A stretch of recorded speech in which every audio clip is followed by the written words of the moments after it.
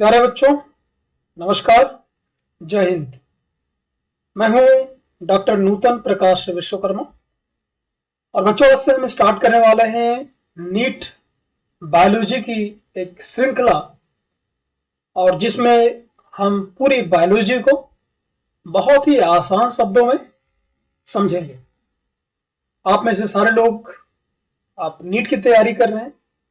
उम्मीद करता हूं कि ये जो लेक्चर्स हैं ये बहुत ही सिंपल लैंग्वेज में रहेंगे और आपको जो आपका डॉक्टर बनने का सपना है उसको पूरा करने में मुझे पूरा भरोसा है कि ये कारगर साबित होंगे, आपके लिए मदद रूप साबित होंगे।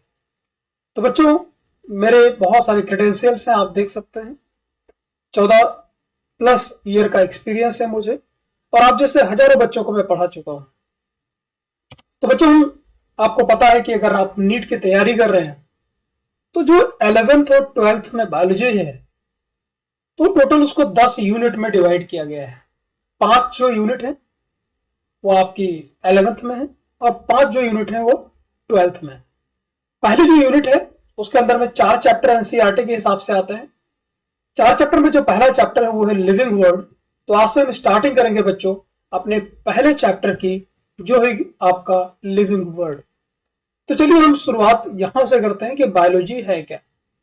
बायोलॉजी बच्चों लैटिन शब्द से बना हुआ शब्द है। बायोस मतलब लाइफ और लॉजिया मतलब स्टडी ऑफ, मतलब कुछ लाइफ की स्टडी, जीवन की स्टडी को ही हम बायोलॉजी बोलते हैं। या इसको और हम अगर एक्सप्लोर करें तो बायोलॉजी किस चीज की स्टडी है? लाइफ के, जीवन के रूप और जीवन में क्या क्या घटनाएं होती हैं, क्या लाइफ प्रोसेसेस हैं, लिविंग प्रोसेस हैं, उन्हीं की स्टडी को हम क्या बोलते हैं? बायोलॉजी। तो लाइफ है क्या? अगर हम लाइफ को डिफाइन करना चाहें तो बड़ा ही एक मुश्किल सा इसका एक डेफिनेशन हो सकता है कि लाइफ को हम डिफाइन कैसे करें।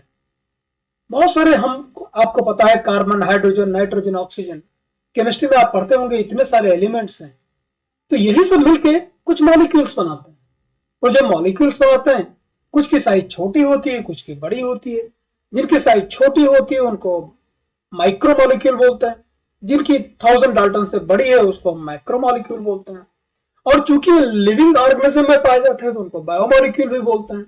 तो ये जो बायोमॉलिक्यूल्स हैं बच्चों बहुत सारे, ये आपस में जब मिलते हैं तो इनका इस तरह से इंटरेक्शन होता है कि जो ऑर्गेनिज्म है उसके अंदर ग्रोथ होती है, रिप्रोडक्शन वो कर सकता है, वो अपने जैसे बच्चे ऑफस्प्रिंग प्रोड्यूस कर सकता है। ऑब्वियस है, जब बच्चा पैदा होगा या प्लांट उगेगा तो तुरंत बड़ा नहीं होगा, उसको डेवलप होने में टाइम लगेगा। तो जो जुवेनाइल से जो बड़ी स्टेज है बेटा, तो उसमें डेवलपमेंट होगा, अपने आसपास से वो रिस्पॉन्स देगा, ठंडी, गर्मी, बरसात, या जो भी केमिकल स्टिमुलस है, फिजिकल स्टिमुलस है, जो भी है ना, इन सब से आप जो ऑर्गेनिज्म है वो रिस्पॉन्स देगा। और एडेप्टेशन मतलब जो ऑर्गेनिज्म है वो अपने आप को अपने एटमॉस्फेयर के हिसाब से उठा लेगा, इसी को बोलते हैं एडेप्टेशन। आप यहां से पूरे लाइफ के चक्र को आप इस प्लांट के थ्रू समझ सकते हैं। देखिए यहाँ पे सीड्स डाली, मिट्टी में थोड़ी सी पानी दिया, तो यहाँ पर ग्रोथ हुई, प्लांट का धीरे धीरे डेवलपमेंट हुआ। जब मैच्योरिटी आई तो यहाँ पे फ्लावरिंग हुई, फ्लावरिंग के बाद वापस से देखिए आपको फ्रूट लग गया, और फ्रूट से फिर सीड बन जाएगा, सीड वापस से मिट्टी में गिरेगा, और फिर ये प्रोसेस वापस से चालू हो जाएगी। तो एक जो जीवन चक्र है ये चलता रहता है। जैसे प्लांट में है वैसे हम सब में है। बचपन से हम धीरे धीरे बड़े होंगे या बड़े हुए हैं, फिर बुढ़ापे की तरफ जाएंगे, मृत्यु होगी। तो ये जो साइकिल है वो चलती रहती है। तो हम देखते हैं कि जो लिविंग बींग्स हैं उनके अंदर कौन कौन से यूनिक कैरेक्टर्स हैं जो किसी एक लिविंग ऑर्गेनिज्म के अंदर हो सकते हैं। जैसे मैंने आपको बताया था कि लिविंग प्रोसेसेस की स्टडी को हम बायोलॉजी बोलते हैं। तो बच्चों पहला जो है कि आपको पता है कि जितने भी लिविंग ऑर्गेनिज्म है उनका एक शेप और साइज उनका डेफिनेट होता है। इसका मतलब क्या हुआ? जैसे आप ह्यूमन को देखेंगे तो जो छोटा बच्चा है तो उसका शेप तो ह्यूमन का है, बड़ा हो जाएगा तो ऑब्वियस उसकी साइज बड़ी हो जाएगी, लेकिन शेप तो ऑलमोस्ट वैसा ही रहेगा। कुत्ते को देखो आप, छोटा होगा तो कैसा दिखेगा, बड़ा होगा तो ठीक है, उसके जैसा ही शेप तो मेंटेन रहेगा, साइज भले ही बढ़ जाएगी। और जो एक रेंज है वो डिफाइन होती है। भाई अब पता है कि आदमी की एज कितनी हो, आदमी की जो ह्यूमन है उसकी हाइट कितने से ज्यादा 7 फीट तक जा सकती है, इससे ज्यादा तो नहीं हो सकती। तो एक रेंज के अंदर जो है ऑर्गेनिज्म, उनकी शेप और साइज होती है, जबकि जो नॉन लिविंग है बच्चों, उनके साथ ऐसा बिल्कुल नहीं है। आपको पहाड़ छोटे भी मिल जाएंगे, बड़े भी मिल जाएंगे, छोटे छोटे पत्थर मिलेंगे और आपको बहुत विशालकाय पत्थर मिलेंगे। तो ये जो रेंज है वो नॉन लिविंग में डिफाइन नहीं है। तो आप ऐसा बोल सकते हैं कि जो लिविंग ऑर्गेनिज्म है, बैक्टीरिया को देखेंगे, आपको बैक्टीरिया हमेशा छोटा ही माइक्रोस्कोपिक ही दिखेगा। आपको कभी बैक्टीरिया ऐसा नहीं दिखेगा कि रोड पे जा रहा है बहुत बड़ा बैक्टीरिया, है ना। तो उनका एक रेंज है, लिविंग ऑर्गेनिज्म का एक रेंज है, जबकि नॉन लिविंग का कोई रेंज नहीं है। नदी छोटी हो सकती है, बड़ी हो सकती है ना। तो ये जो प्रॉपर्टी है कि निश्चित रेंज होती है शेप और साइज की लिविंग ऑर्गेनिज्म की, उस कैरेक्टर को हम बोलते हैं मॉर्फस। जबकि जो नॉन लिविंग है उसको बोलते हैं एमॉर्फस। चलिए, तो पहला एक साइज यूनिक कैरेक्टर हुआ, डिफरेंट शेप एंड साइज। दूसरा, ऑर्गेनिज्म बोलते क्यों है, ये चलो समझने की कोशिश करते हैं कि ऑर्गेनिज्म हम हमेशा क्यों बोलते हैं। तो आपको पता है कि जैसे एटम्स है, इसको हम ऐसे समझने की कोशिश करते हैं। एटम है, बहुत सारे एटम मिलकर मॉलिक्यूल बनाएंगे, अभी मैंने थोड़ी देर पहले बात की थी बच्चों। और जो मॉलिक्यूल्स हैं वो मैक्रोमॉलिक्यूल बना देंगे, है ना। उसमें माइक्रोमॉलिक्यूल, मैक्रोमॉलिक्यूल और बहुत सारे मैक्रोमॉलिक्यूल के इंटरेक्शन से ऑर्गेनल बन जाएंगे। यहाँ पर देख सकते हो माइटोकॉन्ड्रिया, ऐसे बहुत सारे ऑर्गेनल मिलके एक सेल बनाएंगे, है ना। ये सेल बन गया। बहुत सारे इनके बारे में डिटेल में हम बात करेंगे।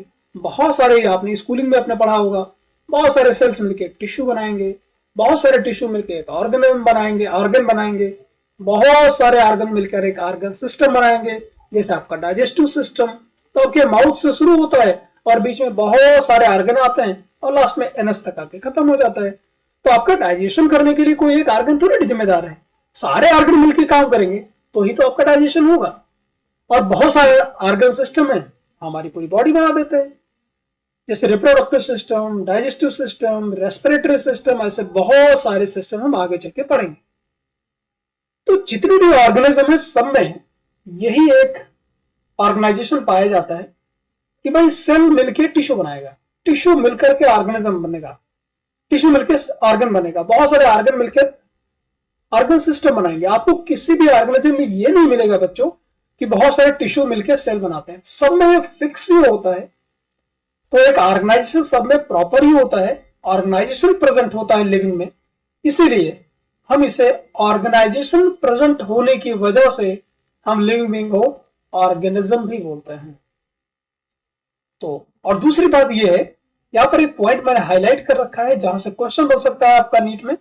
Cellular organisation of the body is the defining feature of living. ये क्या होता है, ये समझने की कोशिश करता है। डिफाइनिंग फीचर का मतलब क्या होता है? डिफाइनिंग फीचर एक ऐसा फीचर जिसके बगैर लिविंग ऑर्गेनिज्म की कल्पना ही ना की जा सके, उसको डिफाइनिंग फीचर बोलते हैं। मगर अगर वो नहीं होगा तो लिविंग होगा ही नहीं। तो भाई सीधी बात है, आप समझ गए कि सेल से टिश्यू बनेगा, बहुत सारे टिश्यू मिलकर ऑर्गन बनाएंगे, तो ये सारे ऑर्गेनिज्म में पाया जाता है। तो ये डिफाइनिंग फीचर है, हर एक ऑर्गेनिज्म के अंदर, ये लिविंग ऑर्गेनिज्म के अंदर होगा। तो ये डिफाइनिंग फीचर है। लेकिन जबकि जो ग्रोथ, ये डेफिनेट शेप और साइज है, ये चूंकि आप नॉन लिविंग का भी कह सकते हैं कि भाई शेप साइज तो कुछ कुछ का चीजों का फिक्स होता ही है, तो ये डिफाइनिंग फीचर नहीं है। ये यूनिक फीचर है, कैरेक्टर है, लेकिन ये डिफाइनिंग फीचर नहीं है। जबकि जो ऑर्गेनाइजेशन है बच्चों, ये डिफाइनिंग फीचर है। चलिए नेक्स्ट हम कैरेक्टर देखते हैं, ग्रोथ। ग्रोथ का मतलब क्या होता है? ग्रोथ जब भी सेल की साइज है उसकी या तो नंबर बढ़ जाए, है ना, या तो उसकी साइज बढ़ जाए। तो जब सेल बढ़ेगा या उसकी साइज बढ़ेगी तो ऑर्गन की भी सेल साइज बढ़ेगी, पूरे ऑर्गन का, पूरे ऑर्गेनिज्म का सेल साइज बढ़, पूरे ऑर्गेनिज्म की साइज बढ़ जाएगी। तो जो परमानेंट चेंज है, और देखो हम देखो जब छोटे हुआ करते, देखो ये हमारा ये ब्रूड है और यहां से देखो डेवलपमेंट शुरू हुआ, 9 मंथ का जो डेवलपमेंट है बच्चे का, लास्ट में देखो पूरा डेवलप हो गया। तो ये ग्रोथ है ना बेटा, इरिवर्सिबल है। कभी भी एक बार ग्रोथ हो गई ना तो वो रिवर्ट नहीं होगी, हो गई तो हो गई। मतलब एक परमानेंट और इरिवर्सिबल चेंज है। नंबर ऑफ सेल बढ़ गया, सेल का मास बढ़ गया, तो वो कम नहीं होगा। तो अगर हम ग्रोथ की बात करें तो प्लांट में जो ग्रोथ है वो पूरी जिंदगी होता रहता है। आप कभी भी पूरा प्लांट देख लीजिए, बहुत बूढ़ा प्लांट हो, 10, 20, 50 साल का हो, उसकी कोई टहनी काट दोगे, वापस से उग जाएगी, वो साइड में ब्रांचेस निकल आएंगी। तो जो प्लांट है वो पूरी जिंदगी उसमें ग्रोथ होती रहती है थ्रू आउट द लाइफ, क्योंकि उसके पास क्या होता है, एक टिश्यू होता है, उसको बोलते हैं मेरिस्टेमेटिक टिश्यू। और मेरिस्टेमेटिक टिश्यू में जो सेल्स है वो डिवाइड करते रहते हैं और इससे उसमें ग्रोथ होती रहती है? जबकि एनिमल के केस में ऐसा नहीं है, हमारे पास ऐसा नहीं है। आप देखते होंगे जब हम मैच्योर हो जाते हैं, 20-25 साल के हो गए, उसके बाद हमारी ग्रोथ बंद हो जाती है। तो जितने एनिमल्स हैं उनमें एक एज आने के बाद ग्रोथ बंद हो जाती है। हाँ, ये बात अलग की है कि जब आपको कहीं पे कट जाए, है ना, या आपकी पुरानी सेल, आपने पढ़ा होगा कि जो आरबीसी है, रेड ब्लड सेल्स है, उसकी एज 120 डेज होती है, तो वो मर जाती है। तो उसको रिप्लेस करने के लिए हमारे पास सेल से डिवाइड करके नई आरबीसी बन जाती हैं। या आपको कहीं पे कट गया तो अगल बगल की जो सेल्स हैं वो डिवाइड हो जाती हैं और दूसरी सेल बना लेती हैं, जिससे हमारा जो घाव है वो भर जाता है। तो ये जो डिवीजन होता है, नो डाउट ग्रोथ हो रही है, लेकिन कब हो रही है, वो पुरानी सेल्स को हटाने के लिए नई सेल आ जाती हैं, या कहीं कट पिट गया है तो उसकी जगह पर नई सेल आ जाती हैं। लेकिन अगर ओवरऑल हम ग्रोथ देखें तो वो एक एज के बाद स्टॉप हो जाती है। ठीक है। लिविंग ऑर्गेनिज्म के अंदर क्या होता है, लिविंग ऑर्गेनिज्म सोज इंटरनल ग्रोथ। लिविंग ऑर्गेनिज्म के अंदर क्या होता है, इंटरनल ग्रोथ होती है। आप देख सकते हैं इंटरनली देखो ग्रो हो रहा है बच्चा, है ना, क्योंकि उसके अंदर मटेरियल्स का एडिशन हो रहा है, सेल्स बढ़ रही हैं, अंदर बहुत सारी सेल्स का फॉर्मेशन हो रहा है बॉडी के अंदर। तो आप ऐसा बोल सकते हो कि जो लिविंग ऑर्गेनिज्म है बच्चों, उनके अंदर इंटरनल ग्रोथ होती है। चलिए आगे बढ़ते हैं। उम्मीद कर रहा हूं आपको समझ में आ रहा होगा ग्रोथ के बारे में। नॉन लिविंग की अगर बात करें तो क्या नॉन लिविंग में भी ग्रोथ होती है? Answer is yes. कैसे भाई, ये देखो, इसको बोलते हैं हम सैंड मॉल्ड्स, मतलब बालू की टीले हैं। रेगिस्तानी एरिया में आप जाओगे, सऊदी अरब वगैरह में, ऐसे करके तो आप देखो हवा चलेगी तो रेत जो है जगह जमा हो जाएगी और जो टीला है ये और ऊंचा हो जाएगा, है ना। तो इसकी साइज तो बढ़ रही है। माउंटेन, माउंटेन भाई देखो, ये माउंटेन है, माउंटेन की साइज, टेक्टोनिक प्लेट कभी टकरा गई तो इनकी साइज बढ़ भी सकती है, घट भी सकती है। तो भाई पहाड़ इतने ऊंचे ऊंचे कैसे हो गए? कभी तो धरती पर हलचल हुआ होगा कि प्लेट्स आपस में टकराई होंगी, तो कुछ एरिया धंस गया तो वो समुद्र बन गया, नदी बन गई, और जहां पर वो मिट्टी इकट्ठा हो गई सारी चीजें, वो पहाड़ बन गए। तो पहाड़ों में भी तो ग्रोथ हो सकती है। यहां देखिए बोल्डर्स बोलते हैं, बोल्डर का मतलब क्या होगा, बहुत बड़े बड़े रॉक, पत्थर। ये देखो कितना बड़ा पत्थर है, अब इसके ऊपर धूल मिट्टी जमा होती रहेगी, जमा होती रहेगी, तो इसके पास जो मटेरियल जमा होता जाएगा तो इसकी साइज भी तो बढ़ती जाएगी। तो इसका मतलब ग्रोथ ये बात नहीं है कि सिर्फ लिविंग में होती है, नॉन लिविंग में भी तो हो सकती है। तो लिविंग में भी हो रही है, नॉन लिविंग में भी हो रही है। इसीलिए जो ग्रोथ है बेटा, वो डिफाइनिंग प्रॉपर्टी नहीं है, क्योंकि नॉन लिविंग में भी हो सकती है। बहुत बहुत इंपॉर्टेंट है, growth can not be taken as defining property of living organism. चलिए आगे बढ़ते हैं, उम्मीद करता हूं आपको समझ में आएगा। नेक्स्ट जो इंपॉर्टेंट कैरेक्टरिस्टिक्स है बच्चों लिविंग ऑर्गेनिज्म का, वो है मेटाबॉलिज्म। जैसे मैंने स्टार्टिंग में ही बताया था कि हमारी जो बॉडी है इसमें बहुत सारे जो सेल्स हैं, इसमें बहुत सारी केमिकल रिएक्शंस, जो बायोकेमिकल रिएक्शंस है वो चलती रहती हैं। तो अगर हम सारी चलने वाली बायोकेमिकल रिएक्शंस को हम मिला दें तो उसी को मेटाबॉलिज्म बोलते हैं। तो बहुत ही सिंपल है, हमारी बॉडी में चलने वाली जितनी, या किसी भी ऑर्गेनिज्म के अंदर चलने वाली जितनी सारी बायोकेमिकल रिएक्शंस हैं, उन्हीं को मेटाबॉलिज्म बोलते हैं। ये यूनिक इसलिए है कि कोई भी दुनिया में ऐसा नॉन लिविंग ऑर्गेनिज्म ऐसा नहीं मिलेगा कि जिसके अंदर मेटाबॉलिज्म होती हो। किसी भी नॉन लिविंग के अंदर ये नहीं होती है मेटाबॉलिज्म, बायोकेमिकल रिएक्शन होगी ही नहीं।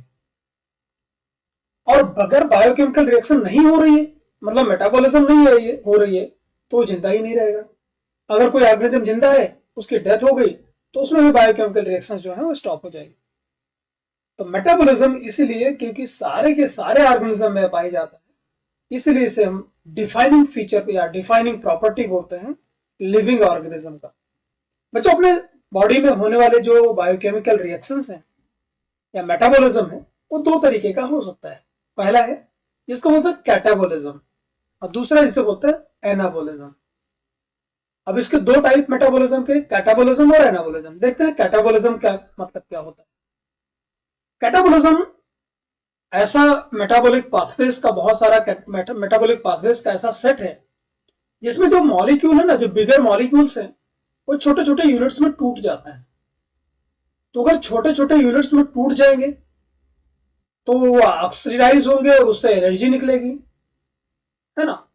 और जो ये स्मॉलर यूनिट्स बनेंगे वो दूसरे जो रिएक्शंस हो रहे हैं उनमें यूज हो जाएंगे। तो आप समझने के लिए सिर्फ इतना समझिए कि कैटाबॉलिज्म में क्या होता है कि जो मॉलिक्यूल्स हैं वो स्मॉलर यूनिट में ब्रेक हो जाते हैं और उससे आपको एनर्जी जनरेट होती है। तो जो कैटाबॉलिज्म है वो एनर्जी यील्डिंग प्रोसेस है जिसमें एनर्जी रिलीज होती है।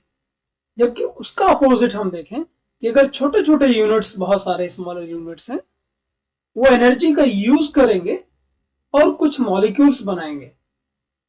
तो जब चीजें बनती हैं, लेकिन मॉलिक्यूल्स बन रहे हैं बड़े मॉलिक्यूल, तो उनमें एनर्जी का यूज हो रहा है। तो एनर्जी का जो यूज होगा बेटे उसको हम बोलेंगे एनाबॉलिज्म। जब एनर्जी आपको रिलीज होगी तो उसको बोलेंगे कैटाबॉलिज्म, है ना। तो आप एक तरह से देख रहे हैं कि एक में एनर्जी रिलीज हो रही है और एक में एनर्जी यूज हो रही है। बहुत ही सिंपल है। अब हम देखते हैं नेक्स्ट कैरेक्टर जिसे बोलते हैं रिप्रोडक्शन। रिप्रोडक्शन का मतलब बहुत ही सिंपल है। कोई भी ऑर्गेनिज्म जब अपने जैसे दिखने वाला एग्जैक्ट या उसे मिलता जुलता सिमिलर काइंड ऑर्गेनिज्म प्रोड्यूस करता है तो उसी को हम रिप्रोडक्शन बोलते हैं। मल्टीसेलुलर ऑर्गेनिज्म की अगर हम बात करें, जैसे हम लोग हैं, तो मल्टीसेलुलर ऑर्गेनिज्म क्या होगा, रिप्रोडक्शन जो होता है इसमें प्रोजेनी मतलब संतान बनती है जिसके पास जैसे माँ बाप के पास कैरेक्टर होते हैं, जैसे माँ बाप के अंदर फीचर्स होते हैं, वैसे ही बच्चों के अंदर भी आता है। ऑर्गेनिज्म असेक्सुअल रिप्रोडक्शन तरीके से भी पैदा हो सकता है ना। जैसे फंजाई की अगर बात करें तो फंजाई में क्या होता है, असेक्सुअल स्पोर्स बनते हैं। स्पोर का मतलब क्या होता है, ऐसा रिप्रोडक्टिव स्ट्रक्चर जो माइटोसिस के थ्रू बनता है। आगे चल के हम पढ़ेंगे तो आपको बताएंगे, आपने 10th में पढ़ा भी होगा कि माइटोसिस और मियोसिस। तो जो मियोसिस होती है, जब भी गैमीट बनना होगा, जैसे मेल की हम बात करें, ह्यूमन की बात करें, तो मेल में स्पर्म बनेगा। और आपको पता हो चाहे स्पर्म हो या ओवा हो या एग जिसे हम बोल सकते हैं, ये दोनों का फॉर्मेशन जो है वो मियोसिस के बाद होता है। तो हमारे पास 23 पेयर ऑफ क्रोमोसोम है, तो मियोसिस हो जाएगा बेटा, तो ये जो स्पर्म होगा उसके पास सिर्फ 23 क्रोमोसोम ही बचेंगे, मतलब हैप्लॉइड होगा। ओवा के साथ भी ऐसे होगा, ये भी हैप्लॉइड होगा। ये स्पर्म और ओवा जब मिलेंगे तो वापस से 23 पेयर हो जाएगा बच्चे के पास, मतलब 46 क्रोमोसोम हो जाएगा, मतलब वो वापस से डिप्लॉइड हो जाएगा।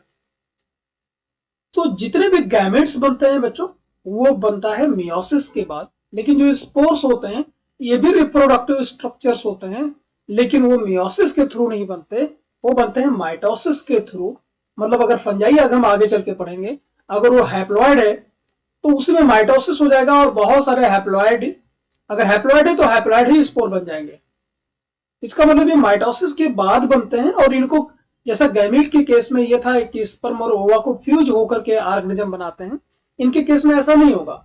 ये डायरेक्टली क्या करेंगे, जमीन पे स्पोर गिरेंगे और उग के नया माइसेलियम जो फंजाई है वो बना लेंगे। आगे चल के हम किंगडम फंजाई की बात करेंगे, बहुत डिटेल में पढ़ेंगे। लोअर ऑर्गेनिज्म की अगर हम बात करें, जैसे ईस्ट, जिसको बेकर्स ईस्ट बोलते हैं, ब्रेड वगैरह बनाने के काम में आता है वो। हाइड्रा आप देख रहे हो, ये तो हाइड्रा में बडिंग हो जाती है। बडिंग का मतलब क्या हुआ, आप देखिए ये एडल्ट हाइड्रा है, इसके ऊपर छोटी कली जैसी एक स्ट्रक्चर बन जाता है। अगर हिंदी वाली बच्चे हैं आप हिंदी भाषी, तो बड का मतलब कली समझ सकते हैं।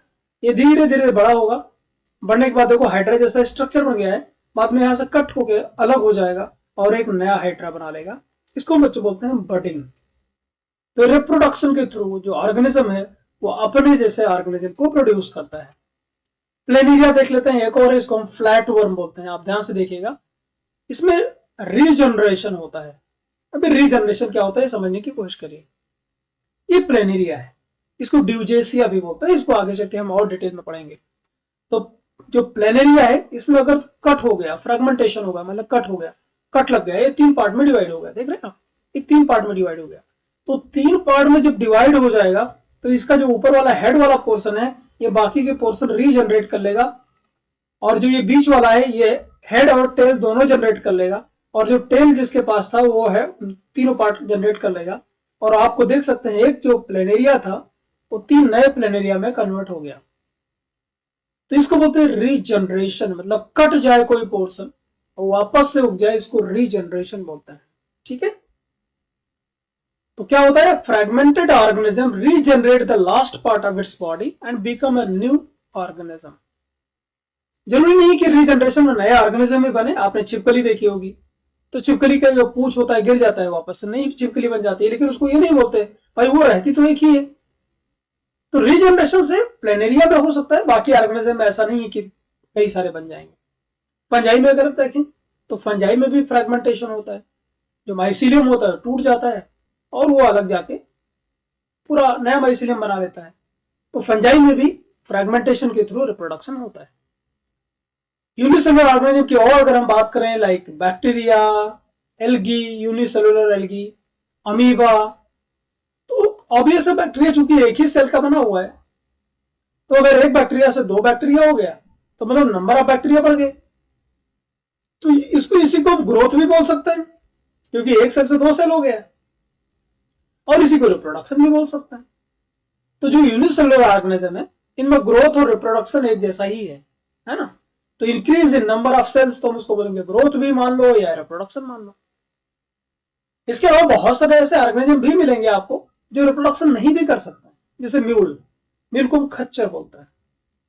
तो खच्चर जो होता है तो वो रिप्रोडक्शन नहीं कर सकता। स्टेराइल वर्कर बी आपको पता होगा, जो हनी बी होती है उसमें 3 होते हैं, क्वीन, ड्रोन और वर्कर। इनके बारे में डिटेल में हम आगे चल के बात करेंगे। तो जो वर्कर बी होती है, जो शहद वगैरह इकट्ठा करती है, छत्ते की सफाई करती है, छत्ते को मेंटेन करती है मधुमक्खी के, उसको वर्कर बोलते हैं। वो स्टेराइल होती है, वो बच्चे पैदा नहीं कर सकते।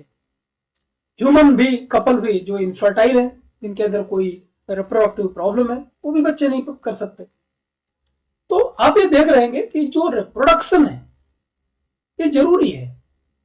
रिप्रोडक्शन नहीं होगा तो ऑर्गेनिज्म के नंबर कैसे बढ़ेंगे।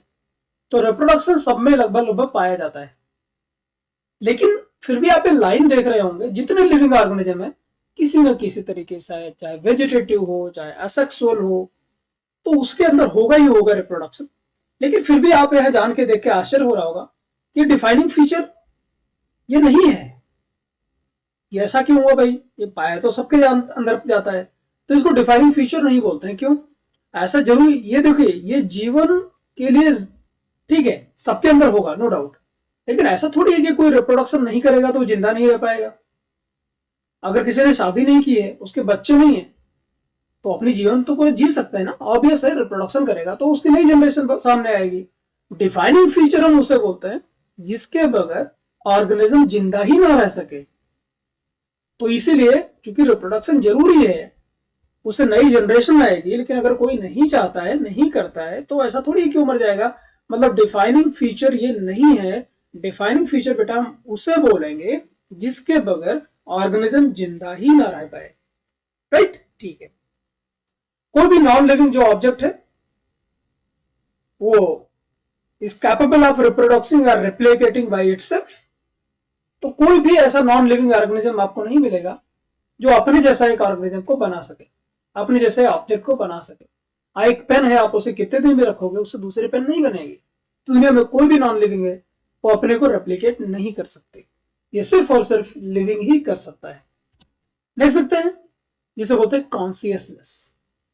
कॉन्सियसनेस में चेतना हिंदी में बोल सकते हैं। तो चेतना क्या है, अपने आसपास आपके जो कुछ भी हो रहा है उससे आपको जानकारी हो, अवेयर हो आप, इसी को तो हम चेतना बोलते हैं, कॉन्सियसनेस बोलते हैं।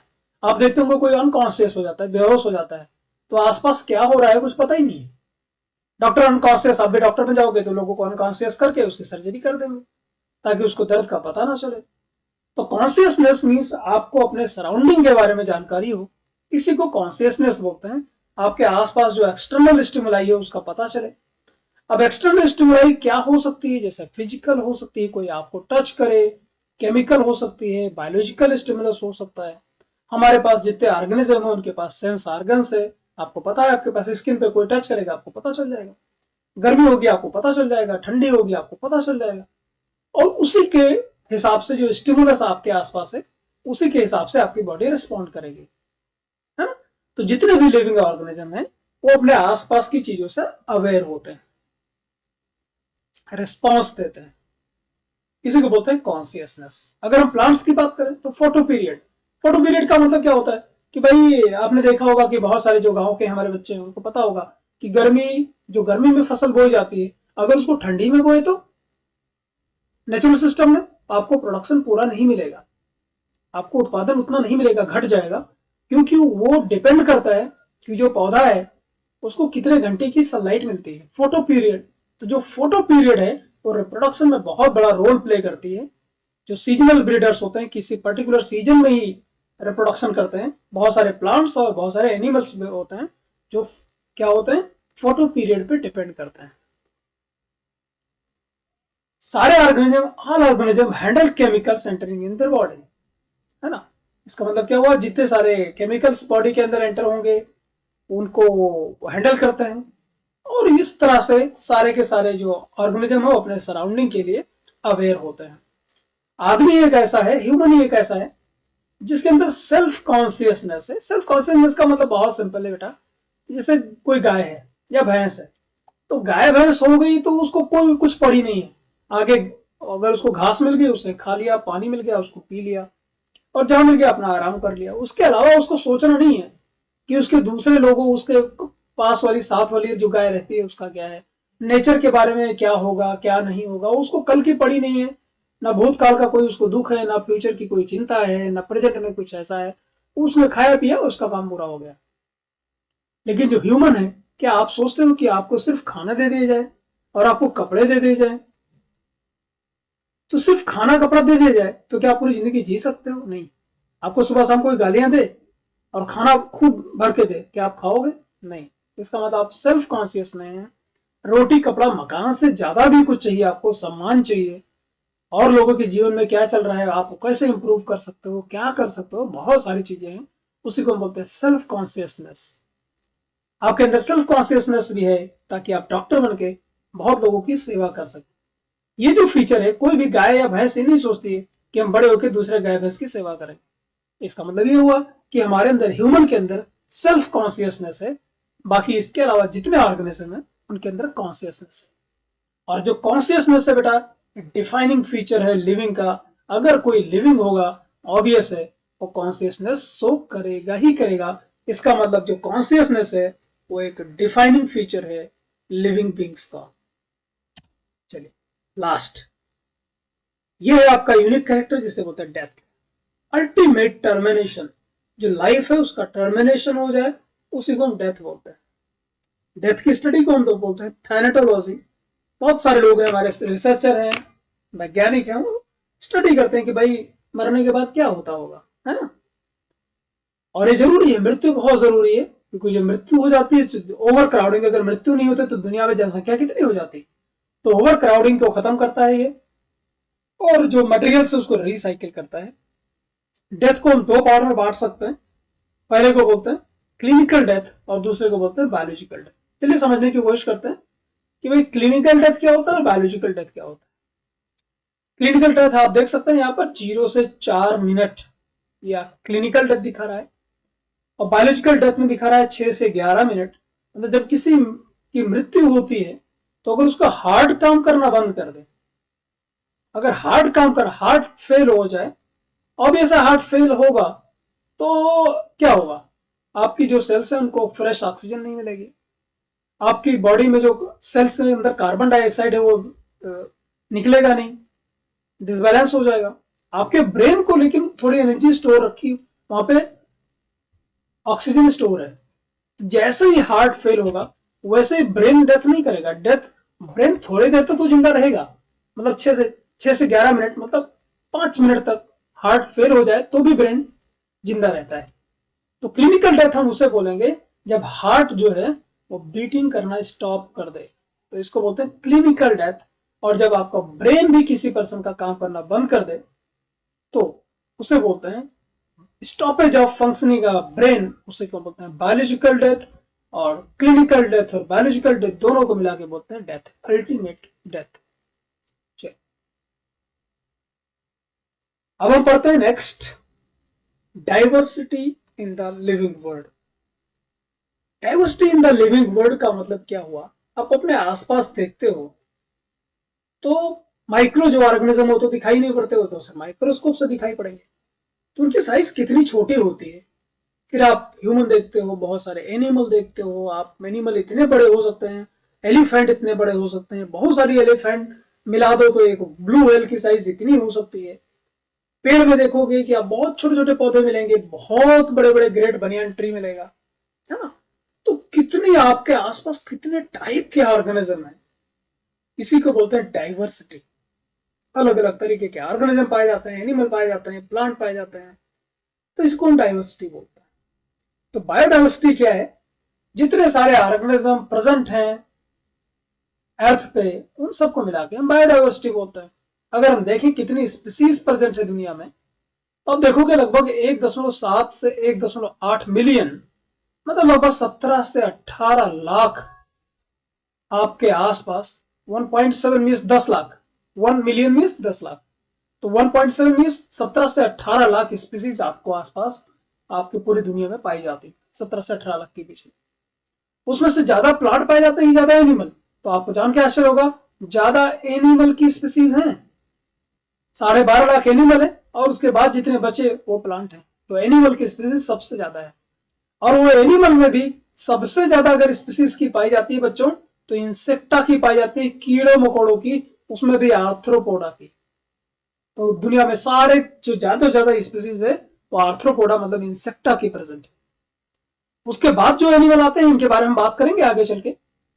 दूसरा जो सेकंड लार्जेस्ट ग्रुप है एनिमल में वो है मोलस्का। अगर हम डाइवर्सिटी देखें कि कहां पर ज्यादा से ज्यादा एनिमल की स्पीसीज पाई जाती हैं, प्लांट की स्पीसीज पाई जाती हैं, तो आपको ऐसी जगह मिलेगा जिसे बोलते हैं ट्रॉपिकल रेन फॉरेस्ट। मतलब ट्रॉपिकल रेन फॉरेस्ट का मतलब ऐसा है, ऐसी जगह जहां पर बारिश बहुत अच्छी होती हो और सालों साल कभी भी ड्राइनेस ना होता हो, थ्रू आउट द ईयर बारिश हो। ऑब्वियस है, जब बारिश ज्यादा होगी, पानी ज्यादा होगा, प्लांट ज्यादा ग्रो करेंगे, ज्यादा प्लांट होंगे तो ज्यादा एनिमल होंगे। तो ट्रॉपिकल रेन फॉरेस्ट में सबसे ज्यादा आपको स्पीसीज दिखाई पड़ेंगी ऑर्गेनिज्म की, चाहे वो प्लांट हो चाहे वो एनिमल हो। उसके बाद जो दूसरा नंबर आता है बच्चों, वो आता है कोरल रीफ का। कोरल रीफ के बारे में हम आगे चल के डिटेल में बात करेंगे जब हम किंगडम्स पढ़ेंगे। तो ये देख रहे हैं समुद्र के अंदर एक पूरा पहाड़ है कोरल्स का, और इनको बोलते हैं कोरल रीफ। इसमें बहुत टाइप की स्पीसीज पाई जाती है समुद्र के अंदर। और कोरल रीफ कभी कभी इतने बड़े होते हैं कि अगर जहाज जा रहा है और पता ना चले तो जहाज टकरा जाएगा कोरल रीफ से और जहाज डैमेज हो जाएगा। आपने जरूर पिक्चर देखी होगी टाइटैनिक की, तो उसमें कुछ ऐसा ही होगा कि रीफ आ गया होगा, कोई पहाड़ जैसा आ गया होगा, वो टकरा गया, उससे उन लोगों को अंदाजा नहीं लगा और टाइटैनिक डूब गया। तो प्रैक्टिकली अगर हम देखें आसपास, अपने आसपास जो दिखाया आपको कि इतने सारे लगभग 17 से 18 लाख स्पीसीज है, तो आप क्या सोचते हैं कि 17 से 18 लाख स्पीसीज में हर एक ऑर्गेनिज्म कोई इंडिविजुअली पढ़ना और उनके कैरेक्टर को याद करना पॉसिबल है? ऑब्वियसली नहीं है। तो ह्यूमन क्या करता है, अगर हम अपने इंडिया की बात करें तो इंडिया में देखो, इंडिया में कितने सारे लोग इंडिया, अगर हम ऐसा तो नहीं बोल सकते कि भाई सारे लोग एक ही रिलीजन फॉलो करते हैं। कितनी डाइवर्सिटी है देखिए आप, हिंदू, मुस्लिम, सिख, ईसाई, जैन, बौद्ध, कितने सारे हैं। तो ऐसे जो जितने सारे लिविंग ऑर्गेनिज्म हैं, उन सबको हम क्या कर सकते हैं, उन सबको एक एक करके हम याद नहीं करेंगे, उनको कुछ ग्रुप में बांट देते हैं। जब हम ग्रुप में बांटेंगे तो उनकी स्टडी करना आसान हो जाएगा। अच्छा, ग्रुप में किस आधार पर बांटेंगे? उनके अंदर कुछ कैरेक्टर्स होंगे, वो सेम होंगे, मैच करते होंगे, तो उनको एक ग्रुप में डाल देंगे, है ना। तो जो बायोलॉजिस्ट हैं, जो जीव विज्ञान के लोग हैं, जो विज्ञान के लोग हैं, उन्होंने क्या किया है, कुछ ऐसी टेक्निक्स बनाई हैं जिससे कोई नया ऑर्गेनिज्म उसको आइडेंटिफाई कर पाए, उसका नाम रख पाए और उसको फिर क्लासिफिकेशन कर पाए, किसी अलग अलग ग्रुप में रख दें। किसके आधार पर? कि जो बहुत सारे ऑर्गेनिज्म है उनके अंदर कितनी सिमिलरिटी है और कितने डिफरेंसेस हैं। इनके बेसिस पर हम एनिमल की स्टडी या ऑर्गेनिज्म की स्टडी कर सकते हैं। ठीक है, जो अब हम देखते हैं कि जो ये चीजों को आइडेंटिफाई करने का, नॉमेनक्लेचर मतलब उनका नाम रखने का, या उनको अलग अलग ग्रुप में बांटने का या कुछ नया नहीं है। आप सोचिए जब आदिमानव कभी रहे होंगे तब उन्होंने क्लासिफिकेशन कैसे किया हो।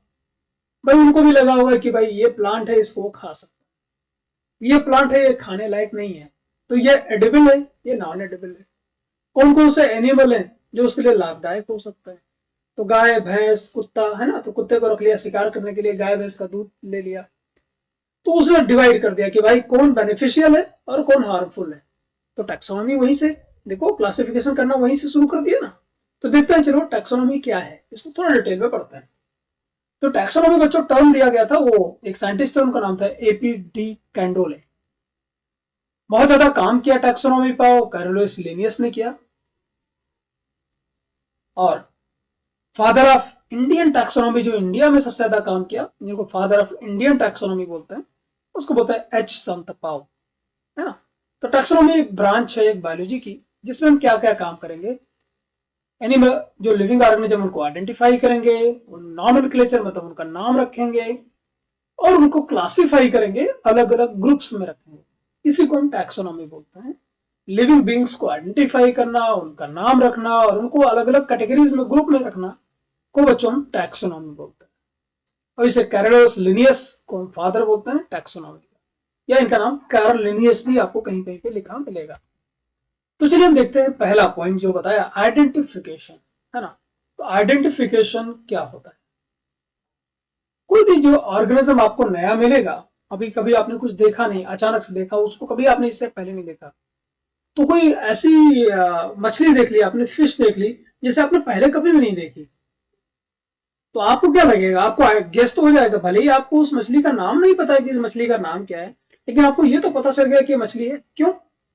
क्योंकि मछली इससे पहले आपने देखी हुई थी, फिश देखी हुई थी। फिश कैसी दिखती है वो कैरेक्टर आपको पता था, तो आपको लगा कि भाई वो कैरेक्टर से इससे मैच कर रहा है, तो ये भी फिश है। ये अलग बात है कि उसकी जीनस स्पीशीज अलग हो सकती है। तो कोई भी नया ऑर्गेनिज्म जो देखते हैं आप, उसको ऑलरेडी जो नॉन ऑर्गेनिज्म है उससे कंपेयर करते हैं, और कंपेयर करने के बाद उसको उसी के ग्रुप में रख देते हैं। अब कुत्तों की कितनी सारी ब्रीड मिलती है आपको, देसी कुत्ते होते हैं, पामेलियन होते हैं, अल्स्टियन होते हैं, डॉबरमैन होते हैं तो सारे कुत्ते ही ना। अब किसी ने पहली बार आपने देखा तो उसको कुत्ता ही मानोगे, क्योंकि आपने कुत्तों को देखा है, कुत्तों के कॉमन कैरेक्टर पता है, तो आपको भले ही उसका ब्रीड कोई भी हो, आपको उस कुत्ते के नाम में रख दिया, सिंपल है, आइडेंटिफाई कर लिया।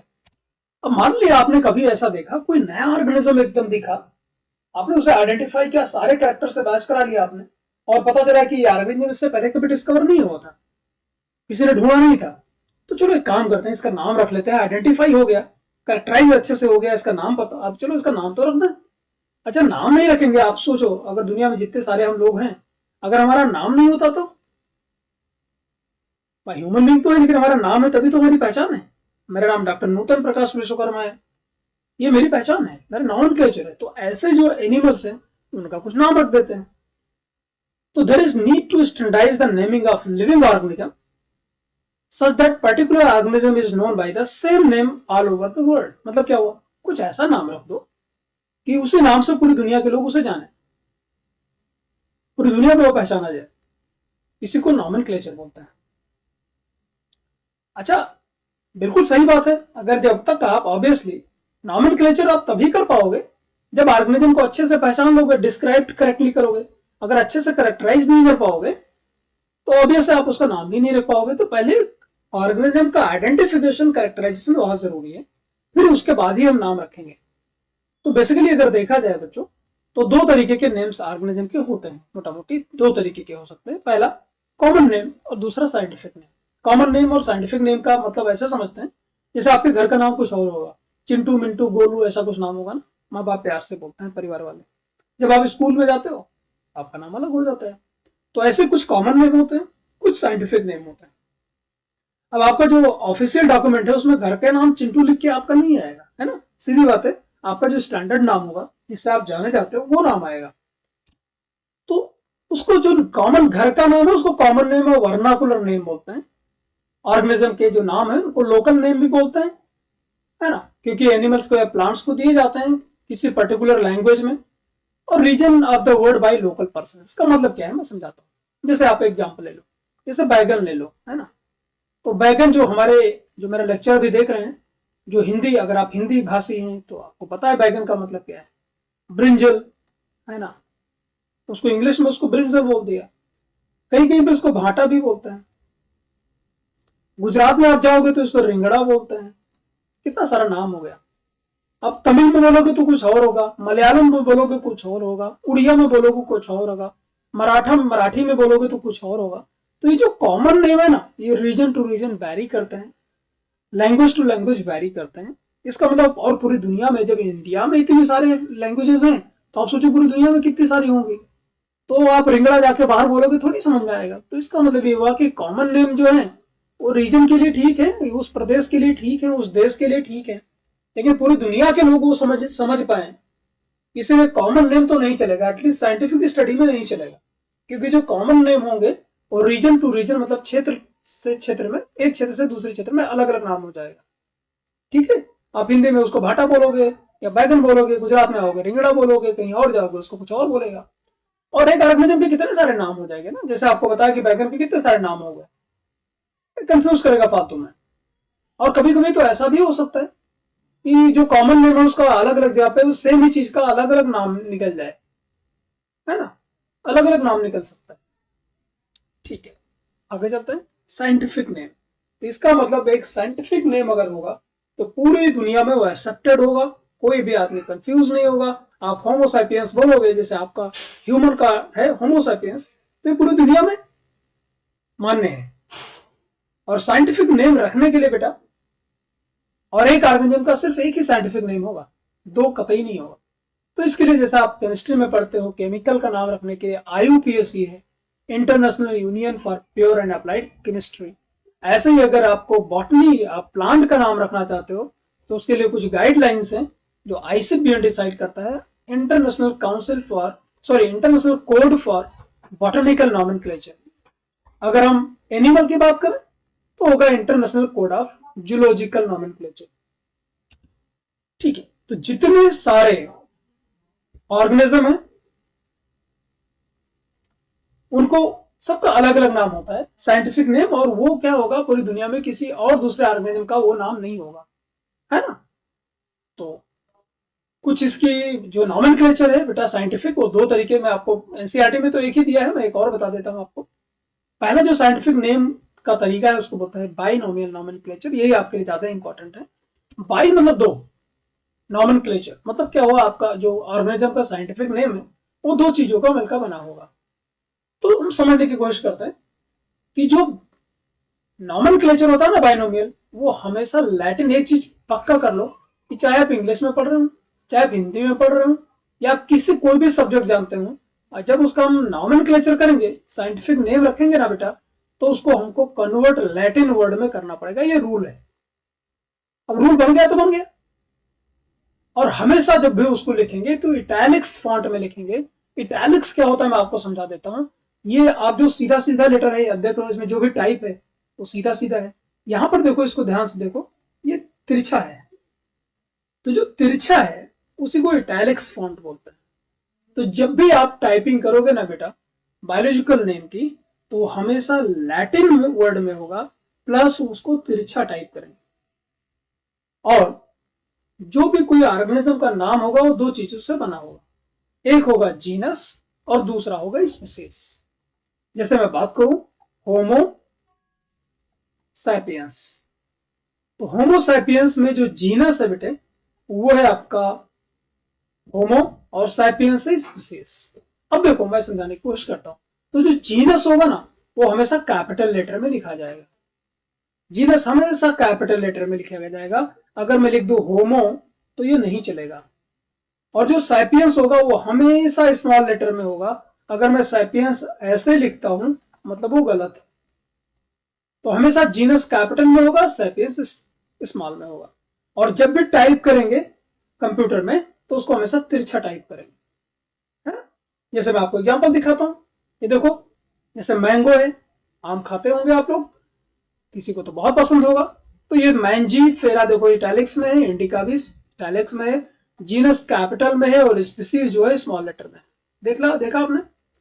अब दूसरी बात ये देखते हैं, जो बायोलॉजिकल नेम है वो हमेशा इटैलिक्स में प्रिंट होगा, लैटिन ओरिजिन में होगा। और अगर आप बाई हैंड लिखते हो, है ना, अगर आप टाइप नहीं करते हो, चलो आप बाई हाथ में लिखते हो, तो कुछ लोग क्या होते हैं, कुछ लोग का होता है कि वो लिखेंगे तो वो हमेशा सीधा सीधा लिखते हैं। कुछ लोगों की आदत होती है वो हमेशा चीजों को ऐसा झुका के लिखते हैं एक साइड।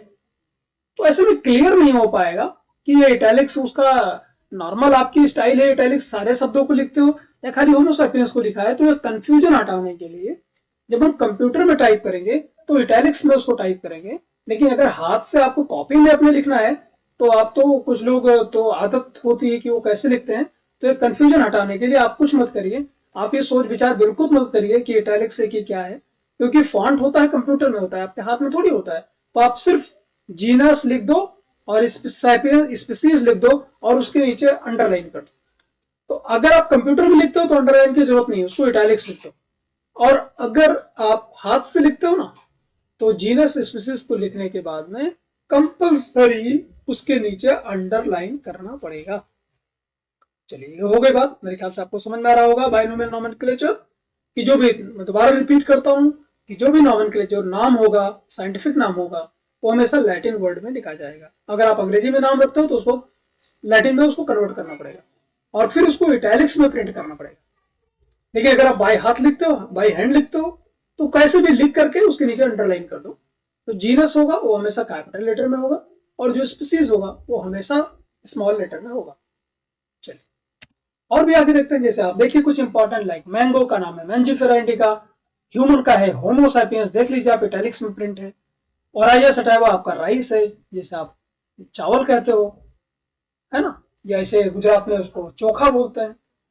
व्हीट गेहूं इसको बोलते हैं, इसका साइंटिफिक नेम है ट्रिटिकम एस्टिवम। अब यहाँ अंडरलाइन की जरूरत नहीं, क्यों नहीं है, क्योंकि आपने टाइप किया है। अगर आप अपने कॉपी में लिखोगे तब इसको अंडरलाइन करना पड़ेगा। कभी कभी ऐसा भी होता है बेटा कि जीनस स्पीसीज के बाद में अगर आप ये जानना चाहते हो कि भाई ये नाम किसने रखा था, तो मान लिया यहाँ पे लिखा है मैंजीफेरा इंडिका, तो इसके आगे लिख दिया लिन। लिन का मतलब ये हुआ कि जो साइंटिस्ट ने इसका नाम पहले रखा होगा उसको शॉर्ट में करके डॉट रख दो, तो इसको बोलते हैं नेम ऑफ साइंटिस्ट, इसको बोलते हैं स्पेसिफिक एपिथेट, है ना, कि किसी साइंटिस्ट का नाम भी उसमें अगर आ जाए तो कोई दिक्कत नहीं, ये आपका जीनस है, ये स्पीसीज है और ये साइंटिस्ट का नाम है, मतलब इस साइंटिस्ट ने इसका नॉमेनक्लेचर दिया था।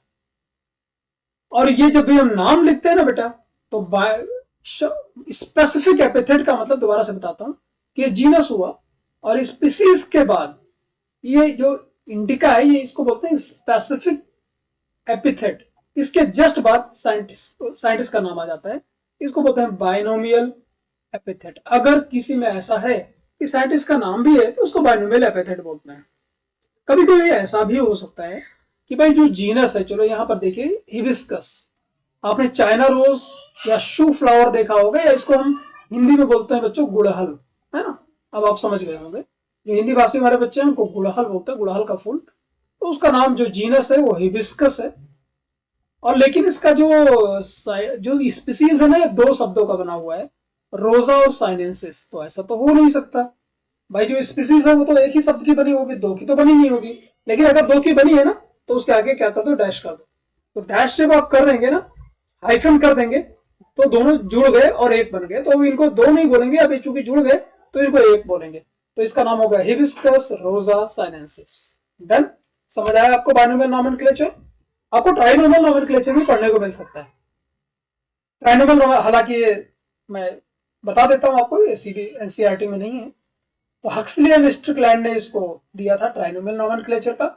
ऑब्वियसली तीन चीजें होंगी, पहला होगा जीन्स, जीनस नाम होगा, फिर स्पीसीज होगा, और सब उसके स्पीसीज के अंदर भी बहुत सब स्पीसीज होती है। तो अगर तीन नाम है, जीनस, स्पीसीज और सब स्पीसीज, तो इसको बोलते हैं ट्राइनोमियल नोमेनक्लेचर। गोरिल्ला का है, देखो गोरिल्ला गोरिल्ला गोरिल्ला। ह्यूमन का है, मॉडर्न मैन का क्या है, होमो सैपियंस सैपियंस। नियंडरथल आपने मानो पढ़ा होगा या क्रो-मैग्नन मानो पढ़ा होगा, नहीं पढ़ा है तो आगे पढ़ोगे। तो उसका नाम है होमो सैपियंस नियंडरथैलेंसिस। जो हम लोग हैं मॉडर्न में, तो हमारा नाम रख दिया होमो सैपियंस सैपियंस। तो तीन हो सकता है। अब यहाँ पर देखो, बड़ा इंटरेस्टिंग बताता हूँ आपको। ये क्या है, ये आपकी कॉलीफ्लावर है, फूल गोभी बोलते हैं इसको। इसको बोलते हैं बंदा गोभी, इसको क्या बोलते हैं, गांठ गोभी। और तीनों का अगर नाम देखने जाओगे ना, तो तो इसका नाम है ब्रासिका ओलेरासिया। देखो क्लियर ही नहीं हुआ। गांठ गोभी का नाम ब्रासिका ओलेरासिया, पत्ता गोभी का भी नाम वही है भैया, बंधा गोभी का नाम वही है, और आपका गांठ गोभी उसका भी नाम वही है ना। अगर इनको ट्राइनोमियल नॉमेनक्लेचर करें तो ब्रासिका ओलेरासिया बोट्राइटिस ये इसका सब स्पीसीज है, ध्यान रखिएगा ये इसकी सब स्पीसीज है। और यहां पर तो देखो आप क्लियर हो गया, कॉलीफ्लावर का नाम है ब्रासिका ओलेरासिया बोट्राइटिस और कैबेज का है ब्रासिका ओलेरासिया कैपिटेट, और जो गांठ गोभी है उसका है नॉलखॉल या नॉलखॉल बोलते हैं, उसका नाम है ब्रासिका ओलेरासिया कोलोरैपा। ये रहा आपका नॉमेनक्लेचर। अब नेक्स्ट हम बात करते हैं, इसे बोलते हैं क्लासिफिकेशन। क्लासिफिकेशन आपको पता है कि भाई जो भी एनिमल्स हैं आपके आसपास, जो भी लिविंग ऑर्गेनिज्म है, उनको ग्रुपिज्म कर दो। आपने ग्रुप का उनको अलग अलग कन्वेंट कैटेगरी बना दी, उनमें रख दिया कि भाई इतने सारे पौधे हैं, पेड़ हैं, तो पेड़ अलग हो गए, पौधे अलग हो गए। जैसे आपने हर्ब देख लिया, श्रब देख लिया, है ना, या ट्री देख लिया, तो आपको पता है हर्ब की साइज बहुत छोटी होगी, श्रब होंगे थोड़े बड़े होंगे, झाड़ी होंगे, ट्री होंगे तो बड़े बड़े प्लांट होंगे। तो ये प्लांट की बात हुई। ह्यूमन में अगर हम बात करें, अगर बाकी एनिमल की बात करें तो कैटेगरी बना देते हो ना। जैसे आप जब भी नाम लिया आपने आसानी से प्लांट, जब भी हम बोलता हूँ प्लांट, तो प्लांट आपके दिमाग में इमेज आ जाती है कि भाई प्लांट कैसा दिखता है। एनिमल बोलते हैं तो जैसे आपको पता चलता है एनिमल किसको बोलेंगे। एनिमल में क्लोरोफिल नहीं होगी, सीधी बात है ना, वो खाना खुद अपना नहीं बना पाएगा, वो दूसरे प्लांट पे एनिमल पे डिपेंड होगा खाने के लिए। डॉग बोलता हूँ तो डॉग्स बोलता हूँ तो कितने सारे डॉग की वैरायटी, कितनी स्पीसीज हो गई ना डॉग्स की, मतलब आप ब्रीड बोलो, ब्रीड सही टर्म है। कैट, बिल्लियां कितने तरीके की होती हैं, बहुत तरीके की होती हैं। इंसेक्ट, कीड़े मकोड़े, उसमें कितने तरीके के कीड़े मकोड़े आ सकते हैं। तो ये क्या हुआ, ग्रुपिज्म ही हुआ ना, कैटेगरी तो हमने बना दी ना। तो जैसे हम कोई भी नाम लेते हैं, लाइक डॉग्स बोल दिया या कैट्स बोल दिया, तो हमको तुरंत कुछ कैरेक्टर्स होते हैं जो स्ट्राइक करते हैं, जो डॉग या कैट के अंदर होता है या उस ऑर्गेनिज्म का जो ग्रुप है उनके अंदर होता है। जैसे मैं बोलता हूँ डॉग्स बोला तो डॉग के दिमाग में आपको आ गया। अब अगर हम बोले, जब भी हम डॉग्स बोलेंगे तो आपके दिमाग में डॉग ही आएगा, कैट नहीं दिखा, कोई भी कैट डॉग जैसे नहीं दिखती है ना। हम बोलते हैं एल्स्टियन, अब एल्स्टियन जैसे बोला तो जो बच्चों को नहीं पता होगा तो आपको पता होगा कुत्ते की एक ब्रीड है, कुत्ते की एक ब्रीड है ना बेटा। तो हम जैसे ही ग्रुप का नाम लेते हैं हमें पता चल जाता है। जैसे मैमल बोले तो मैमल भी तो ग्रुप है। अब मैमल पता है कि जो जितने मैमल होंगे ना, ऑफकोर्स उनके बारे में क्या होगा, उनके ऊपर, उनके बालों पे, उनके शरीर के ऊपर ईयर्स, जो कान होंगे ना, उनके एक्सटर्नल कान होंगे और उनके बॉडी पे हेयर्स होंगे। तो जितने मैमल्स हैं उनके अंदर कैरेक्टर होगा ही होगा, कॉमन है। प्लांट्स की बात करें तो जैसे मैं व्हीट बोलता हूँ, गेहूं, तो आपके दिमाग में एकदम पता चलता है कि गेहूं कैसा दिखता होगा। गांव के बच्चों को पता ही होगा, अब आपने कभी देखा ही नहीं तो अलग बात है। चावल है, राइस, तो राइस का प्लांट कैसा होगा आपको आइडिया लग जाता है। अब वो राइस कोई भी हो, कितनी सारी वैरायटी है ना, बासमती है, काला नमक है ना, जीरा सर है, मसूरी है, कोलम है। लेकिन आपको एक ग्रुप बन गया, लेकिन आपको उसके बारे में पता चल गया। तो चाहे जो भी हो, चाहे हम डॉग्स बोले, मतलब डॉग मतलब कुत्तों का एक ग्रुप, अलग अलग ब्रीड के कुत्ते, कैट बोले अलग अलग टाइप की कैट्स, मैमल्स बोले, व्हीट बोले, राइस बोले, प्लांट बोले, एनिमल बोले, ये जो सारे हैं, सारे कोई ना कोई कैटेगरी ही तो है, जिस कैटेगरी के थ्रू हम ऑर्गेनिज्म की स्टडी करते हैं। और ये जो कैटेगरीज आपने बना दी ना, dog, cat, mammal, wheat, rice, plant, animal, इन्हीं को हम साइंटिफिकली क्या बोलते हैं, इनको टैक्सा बोलते हैं बेटा, ये याद रखना। कोई भी कैटेगरी हो ना उसको हम टैक्सा बोलते हैं। जैसे प्लांट एक टैक्सा है, मतलब प्लांट्स मतलब एक कैटेगरी है, मतलब एक टैक्सा है। व्हीट बोला तो व्हीट तो बहुत सारी वैरायटी के होते हैं, तो भी एक टैक्सा हुआ। एनिमल्स बोल दिया तो उसमें तो सारे ऑर्गेनिज्म आ गए। मैमल्स बोल दिया उसमें बहुत सारे ऑर्गेनिज्म हो गए। डॉग्स बोल दिया उसमें बहुत सारे ऑर्गेनिज्म हो गए। तो ये सारी कैटेगरीज हैं और ये सारी कैटेगरीज को हम टैक्सा बोलते हैं। इसका मतलब ये हुआ कि जो एनिमल्स हैं, एनिमल में मैमल होंगे, मैमल के अंदर डॉग्स हैं, तो ये सारे कैटेगरीज हैं जो अलग अलग लेवल पर एक टैक्सा बनाते हैं, अलग अलग लेवल पर एक कैटेगरीज बनाते हैं सारे कैटेगरीज अलग अलग लेवल पर है। जैसे एनिमल की बात करें तो उसमें एनिमल में सारे आ जाएंगे, ये मैमल भी होंगे, है ना, मैमल्स होंगे, फिर आपके फिश होंगी, फिर आपके इंसेक्ट्स भी होंगे, है ना, कितनी सारी चीजें, एम्फीबियंस होंगे, तो एनिमल के अंदर बहुत सारे मैमल्स आ जाएंगे, और एक मैमल के अंदर बहुत सारी चीजें आएंगे, डॉग्स आएंगे, ह्यूमन आएंगे, बंदर आएंगे। तो ये जो कैटेगरीज है वो अलग अलग लेवल पर है बच्चों। तो आपको मेरे ख्याल से एकदम क्लियर हो गया होगा कि टैक्सोनॉमी में मेनली 3 चीज होती है। ऑर्गेनिज्म का आइडेंटिफिकेशन करना है, उसका नाम रखना है, और उसको किसी कैटेगरी में रख देना है ताकि हम उसको अच्छे से स्टडी कर पाए। बस इतनी सी बात है, यही तो टैक्सोनॉमी है। अब नेक्स्ट एक और टर्म आता है, लेटेस्ट टर्म है, टैक्सोनॉमी के बाद आया, उसको भी कैरोलस लिनियस ने ही दिया। इसका मतलब है जो ऑर्गेनिज्म है उनका सिस्टमैटिक अरेंजमेंट करना को हम बोलते हैं सिस्टमैटिक्स। तो सिस्टमैटिक्स कुछ नया नहीं है बेटा, उसमें कुछ एक चीज ऐड कर दो। क्या? आइडेंटिफिकेशन तो आपने समझ लिया जो टैक्सोनॉमी का पार्ट था। नॉमेनक्लेचर, नाम रखना ऑर्गेनिज्म का, वो भी आपको बता दिया मैंने। क्लासिफिकेशन कर दो ताकि आसानी से उसकी स्टडी हो जाए। बस एक चीज आदमी के दिमाग में हमेशा आती थी कि जितने ऑर्गेनिज्म हैं क्या उनमें कोई रिलेशन है? इवोल्यूशन के टाइम पर, विकासवाद के टाइम पर कौन किससे आया होगा? किसी से पूछो भाई हमारे पूर्वज कौन थे, तो पता चलता बंदर है, बंदर थे। इसका मतलब जितने ऑर्गेनिज्म है सभी इवोल्यूशन के टाइम पर एक दूसरे से कहीं ना कहीं से रिलेटेड है।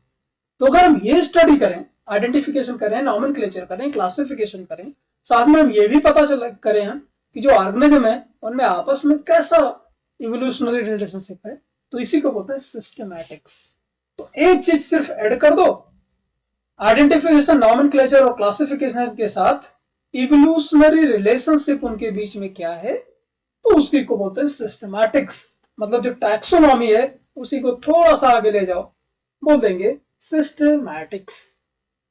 देखो कैरोलस लिनियस ने एक किताब लिखी थी, इसका नाम था सिस्टेमा नेचुराई, और उन्होंने लगभग 4326 स्पीसीज एनिमल के बारे में इस किताब में डिस्कस किया था। ये उसका फ्रंट पेज आप देख सकते हो। ऐसे उन्होंने एक दूसरी किताब लिखी, उसका नाम रखा है स्पीसीज प्लांटेरम।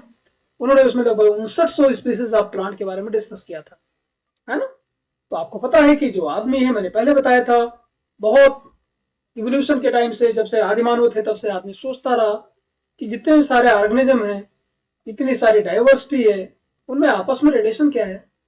तो आइडेंटिफिकेशन, नॉमेनक्लेचर, क्लासिफिकेशन और उनके बीच में क्या इवोल्यूशनरी रिलेशनशिप है, इसी को बच्चों बोलते हैं सिस्टमैटिक्स। एकदम आपको क्लियर हो रहा होगा। आपको ये जो लेक्चर्स हैं रिकॉर्डेड लेक्चर हैं। अगर आप नीट की तैयारी कर रहे हो, आपको मेरी टीचिंग स्टाइल अच्छी लगती है, तो आप हमारी एकेडमी ज्वाइन कर सकते हैं, जिसमें आप ऑनलाइन लाइव क्लासेस अटेंड कर सकते हैं, जिसमें 1 to 1 जब लेक्चर होगा तो बीच में अगर आपको कोई चीज क्वेश्चन ना समझ में आए तो आप हमें पूछ सकते हैं, हम आपको आंसर देंगे।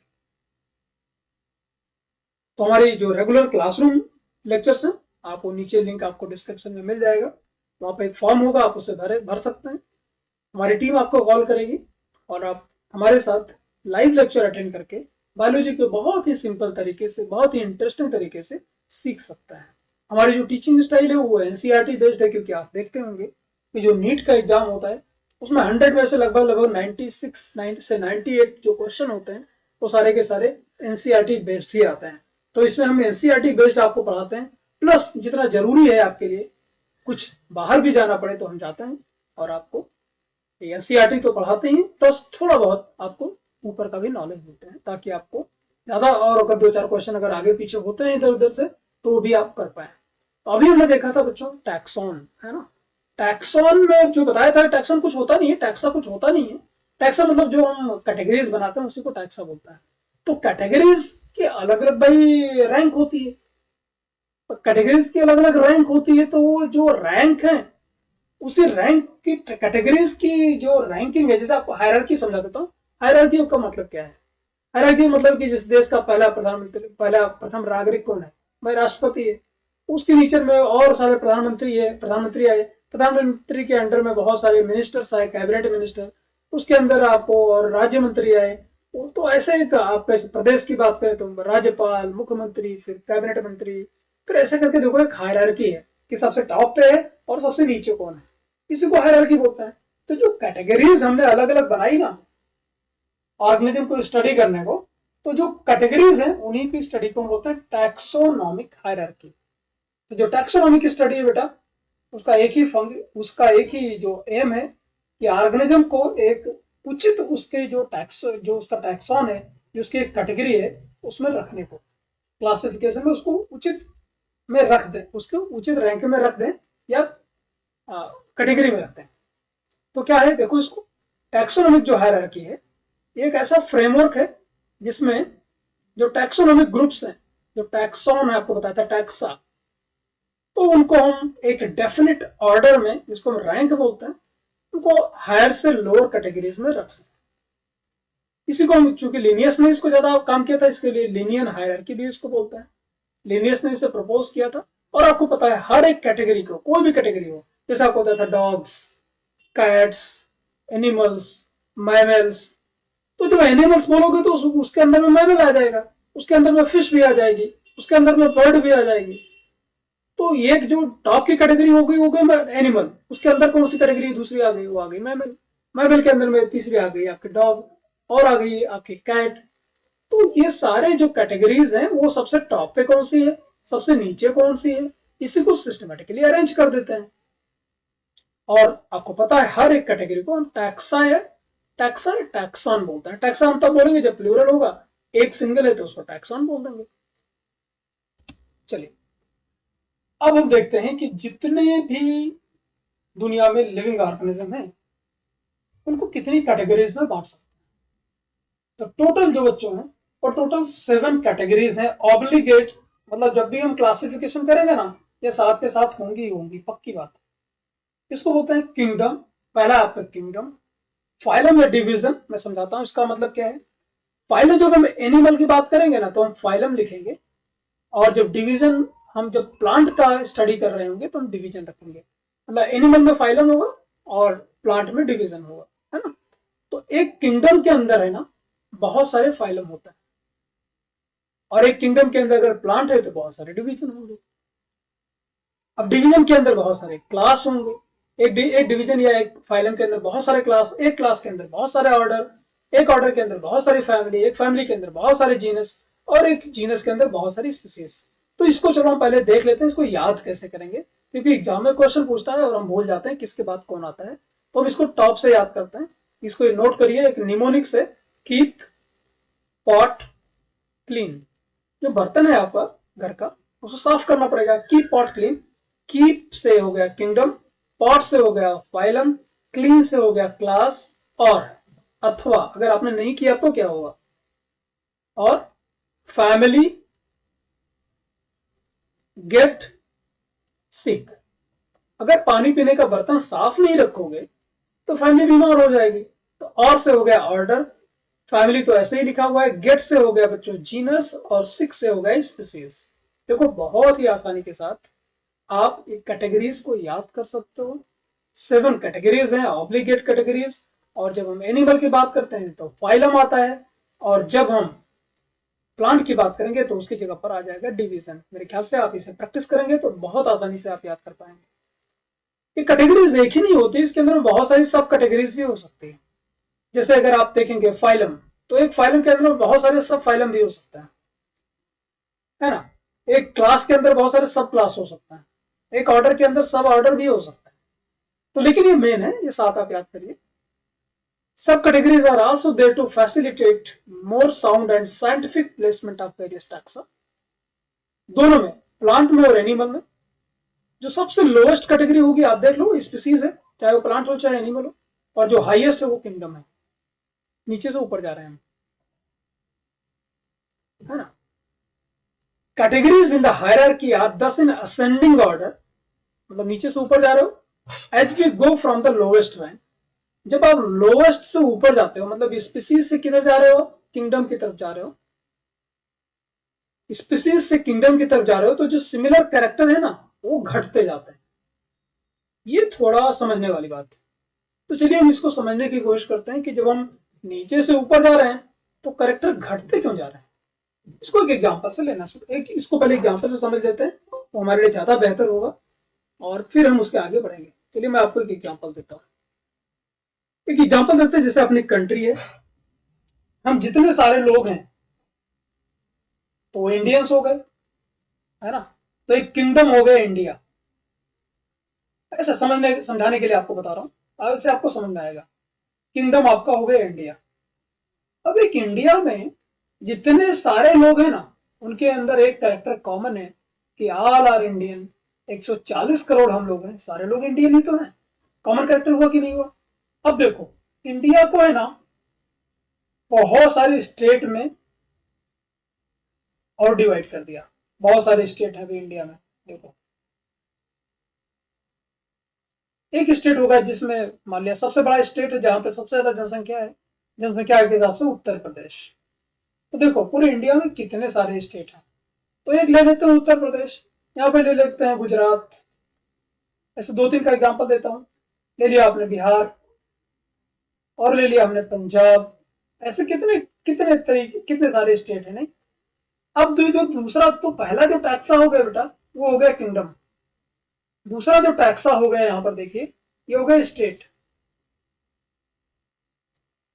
दूसरा जो टैक्सा हुआ वो हो गया स्टेट। अब देखो यहाँ पर जो किंगडम इंडिया, जितने इंडियंस थे उनके अंदर एक कैरेक्टर था कि वो सारे इंडियन थे। अब जो स्टेट यूपी के लोगों की बात करोगे तो उनके अंदर दो कैरेक्टर हो गया। कौन सा कैरेक्टर हो गया कि भाई वो सारे इंडियन है, प्लस वो सारे के सारे यूपी के हैं। ये देखो बढ़िया बात है ना। तो इनके अंदर दो कैरेक्टर कॉमन हो गया। अब यूपी में भी कितने सारे, मैं गुजरात बिहार पंजाब को छोड़ रहा हूँ। मतलब ये तो क्लियर हुआ कि एक किंगडम के अंदर बहुत सारे आपको फाइलम मिलेंगे। ऐसे इंडिया अगर किंगडम एक टैक्सा है, तो दूसरा जो टैक्सा है उत्तर प्रदेश है, और तीसरा आपको टैक्सा लेते हैं उत्तर प्रदेश में कितने सारे जिले हैं। एक जिला मैं ले लेता हूं, यहाँ पर एक डिस्ट्रिक्ट ले लेता हूं जिसको बोलते हैं लखनऊ। अब लखनऊ में जो लोग रहते हैं ना, उनके अंदर बताइए क्या कॉमन है? तीन चीजें कॉमन है। क्या भाई? वो इंडियन है, सारे इंडियन है। कोई लखनऊ वाला तो नहीं बोल सकता कि भाई वो इंडियन नहीं है। सारे के सारे लोग यूपी के रहने वाले, ये भी बोल सकता है ना। और सारे के सारे लोग ये भी बोल सकते हैं कि वो लखनऊ डिस्ट्रिक्ट के रहने वाले हैं। देखो कॉमन हो गया कि नहीं, बताओ। अब लखनऊ में भी बहुत सारे गांव हो गए, बहुत सारी सिटी, बहुत सारे गांव हो गए, बहुत सारी छोटी छोटी सी, बहुत सारे गांव हो गए। अब गांव में एक चीज और कॉमन हो गई, सारे इंडियन हैं, सारे यूपी के हैं, सारे लखनऊ के हैं और सारे उस गांव के हैं। तो आप देख सकते हो जैसे जैसे आप नीचे जा रहे हो उनके बीच में सिमिलर कैरेक्टर बढ़ते जा रहे हैं, और जैसे जैसे ऊपर जा रहे हो सिमिलर जो कैरेक्टर्स हैं वो कम होते जा रहे हैं। ऊपर जब आप पहुंचोगे किंगडम पे तो आपको पता चलेगा ऑल आर इंडियन सिर्फ एक ही कैरेक्टर है जो कॉमन है। जबकि जब आप नीचे लेवल पर थे, गांव के लेवल पर था, तो सारे इंडियन थे, सारे यूपी के रहने वाले थे, सारे लखनऊ के रहने वाले थे, और उसमें भी एक पर्टिकुलर गांव के सारे लोग रहने वाले थे। चार कैरेक्टर, ये गांव के लेवल पर, विलेज के लेवल पर चार कैरेक्टर हो गए। जब आप लखनऊ लेवल तक पहुंचे तो डिस्ट्रिक्ट लेवल पर तो देखो तीन ही कैरेक्टर बचे। जब आप स्टेट लेवल पर पहुंचे तो देखो दो ही बचा कि वो इंडियंस है और यूपी के हैं। और जब आप टॉप पे गए तो पता चला सिर्फ इंडियंस हैं। देखा आपने? इसका मतलब जैसे जैसे नीचे से ऊपर जाओगे तो उनके अंदर जो सिमिलर कैरेक्टर्स हैं बच्चों, वो कम होते जाएंगे। आई थिंक इस एग्जाम्पल से टैक्सोनॉमी की हायरार्की को समझना बहुत बहुत आपके लिए आसान हो गया होगा। चलिए अब देखते हैं बुक दिस लैंग्वेज। तो देख लीजिए, जैसे हम लोवेस्ट रैंक से ऊपर की तरफ जाते हैं, मतलब स्पीसीज से हम जाते हैं किंगडम की तरफ, वैसे वैसे सिमिलर जो कैरेक्टर हैं वो डिक्रीज होते जाते हैं। अभी मैंने एग्जांपल के थ्रू आपको बताया है ना, नीचे से ऊपर की तरफ। मेरे ख्याल से बच्चों आपको बहुत क्लियर हो गया होगा। कीप पॉट क्लीन और फैमिली गेट सिक, आसानी से इसे आप याद कर सकते हैं। चलिए तो अब देख लेते हैं इन सबको, हम देख लेते हैं क्या करके। स्पीसीज क्या है भाई, जीनस, उसके बाद फिर फैमिली। मतलब एक स्पीसीज है ना, बहुत सारी स्पीसीज, बहुत सारे ऑर्गेनिज्म का एक ग्रुप है, उसको स्पीसीज बोलते हैं। बहुत सारी स्पीसीज मिलकर एक जीनस बनाएंगी, बहुत सारे जीनस मिलकर एक फैमिली बनाएंगे, बहुत सारे फैमिली मिलकर बनाएंगे ऑर्डर, बहुत सारे ऑर्डर मिलकर क्लास, बहुत सारे क्लास मिलकर या तो फाइलम या तो डिवीजन, और बहुत सारे डिवीजन मिला के किंगडम। जैसे आपको बताया था कि भाई किंगडम आपका इंडिया अगर एग्जाम्पल के लिए देखें तो उसके अंदर बहुत सारे स्टेट, उस स्टेट के अंदर बहुत सारे डिस्ट्रिक्ट, उस डिस्ट्रिक्ट के अंदर बहुत सारे तहसील, उस तहसील के अंदर बहुत सारे पोस्ट ऑफिस, एक पोस्ट ऑफिस के अंदर बहुत सारे ग्राम सभा, एक ग्राम सभा के अंदर बहुत सारे गांव। देखा आपने? तो इसका मतलब क्या हो, बहुत सारी स्पीसीज एक जीनस बनाएंगी, बहुत सारी जीनस मिलकर एक फैमिली, बहुत सारी जीनस मिलकर फैमिली मिलकर एक ऑर्डर, बहुत सारे ऑर्डर मिलकर एक क्लास, बहुत सारे क्लास मिलकर एक फाइलम, बहुत सारे फाइलम या डिवीजन मिलकर किंगडम। कितना आसान है समझना, है ना? तो इनकी बुकिश लैंग्वेज आप देख लो, देख लो, बहुत आसान है। All organisms that are similar able to interpret, इसको हम समझते हैं अभी आगे चलके। Produce fertile spring, offspring, इसको बताता हूँ इसका क्या मतलब होता है आने वाले में। बहुत सारी रिलेटेड स्पीसीज होंगी, वो एक जीनस बनाएंगी। बहुत सारे रिलेटेड जीनस होंगे, वो फैमिली बनाएंगे। बहुत सारे रिलेटेड होंगे फैमिली, वो ऑर्डर बनाएंगे। बहुत सारे रिलेटेड होंगे ऑर्डर, वो मिलके क्लास बनाएंगे। और बहुत सारे वो मिल करके जो रिलेटेड क्लास है वो डिवीजन, और बहुत सारे रिलेटेड डिवीजन मिलके एक किंगडम। है ना आसान? इनको आप बुकिश लैंग्वेज पढ़िएगा, बहुत ही आसान है, मैंने बहुत ही सिंपल तरीके से लिख रखा है। तो चलिए हम सबसे नीचे से शुरुआत करते हैं, स्पीसीज से बात करते हैं कि भाई स्पीसीज क्या है। तो स्पीसीज है, जितनी स्पीसीज के एक बहुत सारे जो ऑर्गेनिज्म होंगे जिनके अंदर सिमिलर कैरेक्टर होगा, मॉर्फोलॉजिकली एक जैसे दिखेंगे, उनको बोल देंगे स्पीसीज है। भाई सिंपल है, सिर्फ दिखना इंपॉर्टेंट नहीं है, उनके पास एक और खास बात है, मैं आपको बताता हूँ कि उनके अंदर इंटरब्रीड होना चाहिए, मतलब वो बच्चे पैदा करने चाहिए। तो बच्चे पैदा करने के लिए आपको पता है ह्यूमन की, भाई इंडियन है, अमेरिकन है तो दोनों होमोसेपियंस, शादी होगी तो बच्चे होंगे ना, सीधी बात है। भले ही दूसरे तेरे में अलग अलग है, आप नीग्रो को देखोगे साउथ अफ्रीका में, अमेरिकन में नीग्रोस को देखोगे कैसे होते हैं, वो अलग दिखते हैं, हम अलग दिखते हैं। इंग्लैंड के लोग अलग दिखते हैं, हम अलग दिखते हैं, लेकिन है तो होमोसेपियंस। मतलब हम दोनों के बीच में शादी हो सकती है, बच्चे हो सकते हैं, मतलब वो एक ही स्पीसीज है। तो स्पीसीज एक है, इसका सबसे बड़ा सबूत ये है कि उनके बच्चे होने चाहिए, और बच्चे हो जाए, जरूरी नहीं कि वो सेम स्पीसीज का है। देखो ये भी मैं इंपॉर्टेंट बता रहा हूँ। फिलहाल अभी आप ये देख लीजिए कि एक एरिया में जितने सारे ऑर्गेनिज्म रहते हैं उनको हम बोलते हैं, किसी पर्टिकुलर एरिया में रहने वाले को बोलते हैं पॉपुलेशन। जैसे इंडिया में जितने लोग रहते हैं उसको बोलते हैं, इंडिया की पॉपुलेशन 140 करोड़ है, और उनमें सबके बीच में मेल फीमेल के बीच में शादी होगी, इंटरब्रीडिंग होगी, बच्चे होंगे।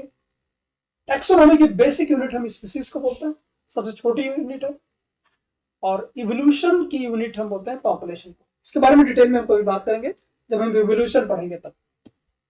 नेक्स्ट बात है, जैसे एग्जांपल देखो, मैंगो है तो मैंगो की कितनी सारी वैरायटी है, mangifera indica, potato, solanum tuberosum, तुलसी, ऑस्मम सैंक्टम। देखो तुलसी, ऑस्मम सैंक्टम इसका स्पीसीज है। पैंथेरा लियो, शेर है आपका, ये पैंथेरा लियो है, ये स्पीसीज है इसकी। अब देखो, लेकिन जरूरी नहीं, मैंने बताया था कि वो आपस में ब्रीड करेंगे और बच्चे होंगे। जैसे लायन को और टाइग्रेस को, या सबसे सबसे कॉमन एग्जांपल पहले आपको बता दूं, डंकी है ना, मेल डंकी उसको जैक बोलता है, गधा, मेल गधा है ना, और फीमेल घोड़ी, फीमेल घोड़ी, फीमेल घोड़ा मतलब घोड़ी, तो उसको हॉर्स मतलब मियर बोलते हैं फीमेल को। अगर ये दोनों इंटरब्रीड कर जाते हैं ना तो खच्चर बन जाता है। तो क्या हम इनको बोले कि ये दोनों सेम स्पीसीज के हैं? Answer is no. इनमें इंटरब्रीडिंग हो, बच्चे भी हो, साथ में वो बच्चों को फर्टाइल भी होना चाहिए, मतलब वो भी बच्चे कर पाए, तो ही बोलेंगे स्पीसीज सेम है, नहीं तो नहीं। क्योंकि देखो, जब घोड़ा और गधा आपस में क्रॉस करेंगे, है ना, गधा और घोड़ी, तो खच्चर बनेगा, लेकिन खच्चर बच्चे नहीं पैदा कर पाएगा, स्टेराइल हो जाएगा। इसका मतलब ये हुआ कि घोड़ा और गधा ये दोनों अलग अलग स्पीसीज के मेंबर हैं। तो कंडीशन क्या है, स्पीसीज के जो मेंबर हैं उनमें इंटरब्रीडिंग हो सकती है, उनके बच्चे होंगे और वो भी फर्टाइल होंगे। ऐसे लायन जो शेर है, उसकी टाइग्रेस बाघिन के साथ अगर क्रॉसिंग करवाई जाए तो लाइगर बनता है। पिक्चर भी आई थी अभी साउथ इंडिया में, लाइगर हो जाएगा। तो लायन के शेर देखो, लायनस देखो, लायन और टाइगर, मुंह कैसा है इसका, लायन जैसा, और बाकी पीछे का कहता है टाइगर जैसा। ऐसे तो ऐसे क्या बोलता है, टिग्लॉन, टाइगर, टाइगर मेल होगा, है ना, टाइगर मेल और लायनस फीमेल। तो इनके बीच में जो होगा उसको होता है टिग्लॉन। देखो पूरा शरीर है ना, वो लायन का है, मुंह है, अरे सॉरी, मुंह जो पूरा है और लायन का है। ये गलत बता दिया मैंने, ये लाइगर है एक्चुअल में, ये लायन और टाइगरेस, ये लाइगर है, और ये जो आपको देख रहे हो ये टिग्लॉन है, टिग्लॉन है। ओके, ऐसे अगर घोड़ा और गधी के बीच में क्रॉस हुआ तो बन गया हिनी, देख रहे हैं आप। तो ये हो गई बात है स्पीसीज की। अब बहुत सारी स्पीसीज मिलके एक जीनस बना लेंगी।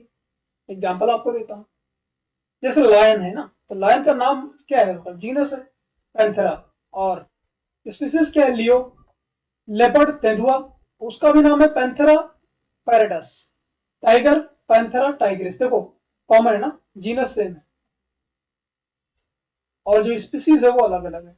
तो बहुत सारी स्पीसीज के ग्रुप को जीनस बोल देते हैं। ऐसे पोटैटो को देखो, सोलेनम ट्यूबरोसम, तो सोलेनम इज जीनस, ट्यूबरोसम की स्पीसीज। ब्रिंजल देखो आप, सोलेनम मेलोनगेना, तो ये ब्रिंजल हो गया, बैगन हो गया। ऐसे आता है एक सोलेनम नाइग्रम, सोलेनम नाइग्रम जिसको बोलते हैं मकोए, अगर आपने किसी ने खाया हो, यूपी में रहने वाले हो आप, सोलेनम नाइग्रम, इसको मकोए बोलते हैं। इसके फ्रूट होते हैं छोटे छोटे और इनकी काफी मेडिसिनल वैल्यू होती है। तो देखो एक जीनस के अंदर में बहुत सारी स्पीसीज हैं, ट्यूबरोसम, मेलोनजेना एंड नाइग्रम। ये देख लो, panthera tigris, panthera leo, panthera pardus, देखो इन सब में कुछ ना कुछ तो कॉमन है। सारे के सारे क्या हैं, प्रीडेटर हैं, शिकार करके खाते हैं। पंजे देखो इनके बड़े मजबूत होते हैं, है ना। सारे के सारे प्रीडेटर हैं, तो एक ही जीनस में आते हैं, इसको बोलते हैं पैंथेरा। ऐसे फेलिस एक जीनस है, एक जंगली बिल्ली जैसे ही है, आपके घर में पाई जाने वाली बिल्ली है, ये जंगली बिल्ली है, दोनों जीनस फेलिस में आते हैं। तो बहुत सारी जो रिलेटेड स्पीसीज है बेटा, उनको एक जीनस में रख देते हैं। अब आगे बढ़ते हैं, फैमिली। अब बहुत सारी जीनस को मिला के एक में रख दो, वो फैमिली बन गई। एग्जाम्पल दिखाता हूँ आपको, सीधा समझ लो यहाँ से, बाकी बुक्स लैंग्वेज आप पढ़ लेना। जो रिलेटेड जेनरा होंगे वो सेम फैमिली में रखे जाएंगे। अब आप इसकी देख लीजिए, मैं आपको सीधा एग्जाम्पल दिखा देता हूँ। जैसे फैमिली सोलेनेसी है, तो फैमिली है सोलेनेसी, अब उसमें आ गया जीनस सोलेनम। अब सोलेनम में भी आपको सोलेनम नाइग्रम, सोलेनम ट्यूबरोसम, ऐसे कितने सारे स्पीसीज आपको बताया है ना। तो ऐसे जीनस है, उसका आ गया पेट्यूनिया, जीनस है धतूरा। तो ये तीन जो जीनस है बेटा, वो तीनों किस में आ रहे हैं, सोलेनेसी में आ रहे हैं। ऐसे फैमिली फेलिडी के अंदर आपका जीनस पैंथेरा और फेलिस मतलब कैट फैमिली भी आ गई। बस सिंपल। जो प्लांट्स में जो फैमिली होता है ना, उसके पीछे एसी लिखा होता है, और जो एनिमल की फैमिली उसके पीछे आईडी होती है, IDAE। जैसे family Solanaceae and family Felidae. अब बहुत सारी फैमिली मिलकर क्या बनाएंगे, ऑर्डर बना देंगे। देख लो कितना आसान है, ऊपर ऊपर हम जा रहे हैं कि नहीं। तो ऑर्डर क्या है, फैमिलीज के असेंबलेज है कुछ कैरेक्टर्स में। ऑब्वियस मैंने आपको बताया था ना, जैसे जैसे ऊपर जाते जाओगे वैसे वैसे जो सिमिलर कैरेक्टर है वो कम होते जाएंगे, ठीक है। जैसे हमने लिख दिया ऑर्डर कॉर्निवोरा, कॉर्निवोरा, उसमें बहुत सारी फैमिलीज होंगी, कैनिडी, फेलिडी। अगर ऑर्डर की बात करें तो उसके पीछे एल्स होगा। जैसे ऑर्डर कॉर्निवोरा, इसके अंदर फैमिली होगी फेलिडी, फैमिली कैनिडी। प्लांट्स में अगर बात करें तो उसके पीछे एल्स होगा।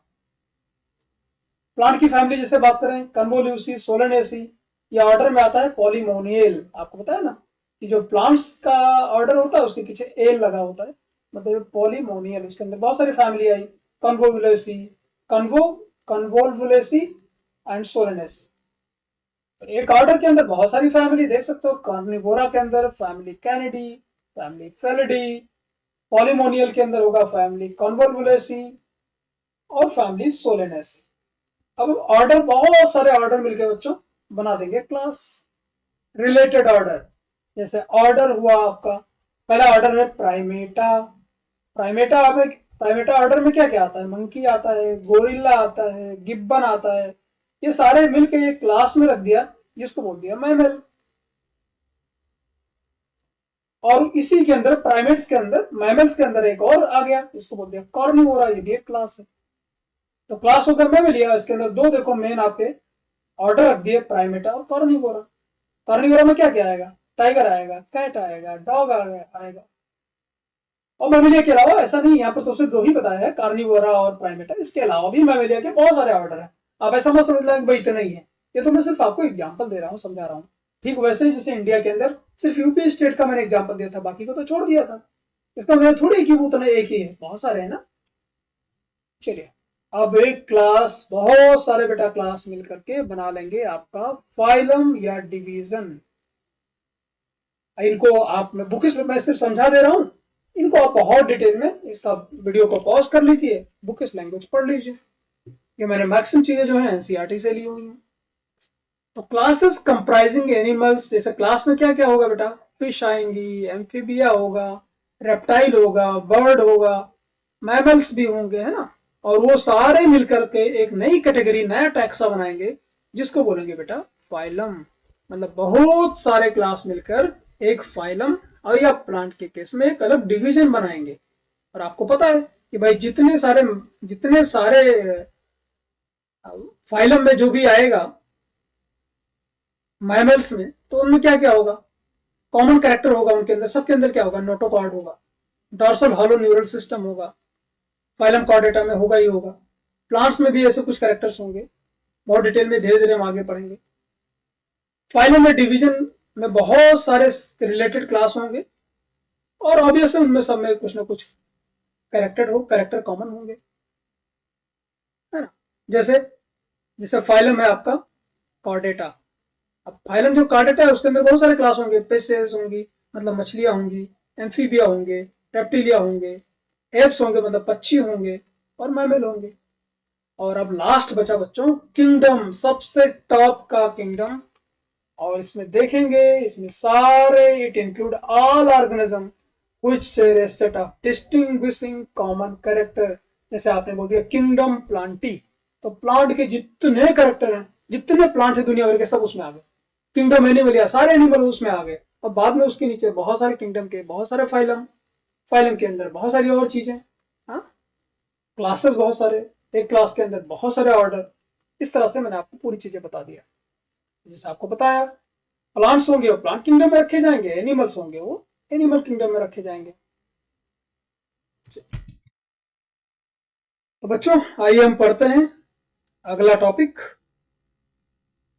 जो आपका चैप्टर 1 है लिविंग वर्ल्ड का, उसमें अगला टॉपिक है टैक्सोनॉमिकल एड्स।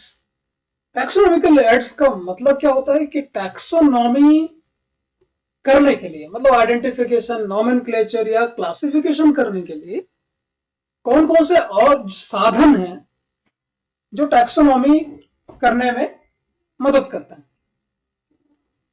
उसी को हम बोलते हैं टैक्सोनॉमिकल एड्स। तो बहुत सारे टेक्निक्स हैं, प्रोसीजर हैं, स्टोर्ड इंफॉर्मेशन है, जो कि ऑर्गेनिज्म के आइडेंटिफिकेशन और क्लासिफिकेशन में मदद करते हैं।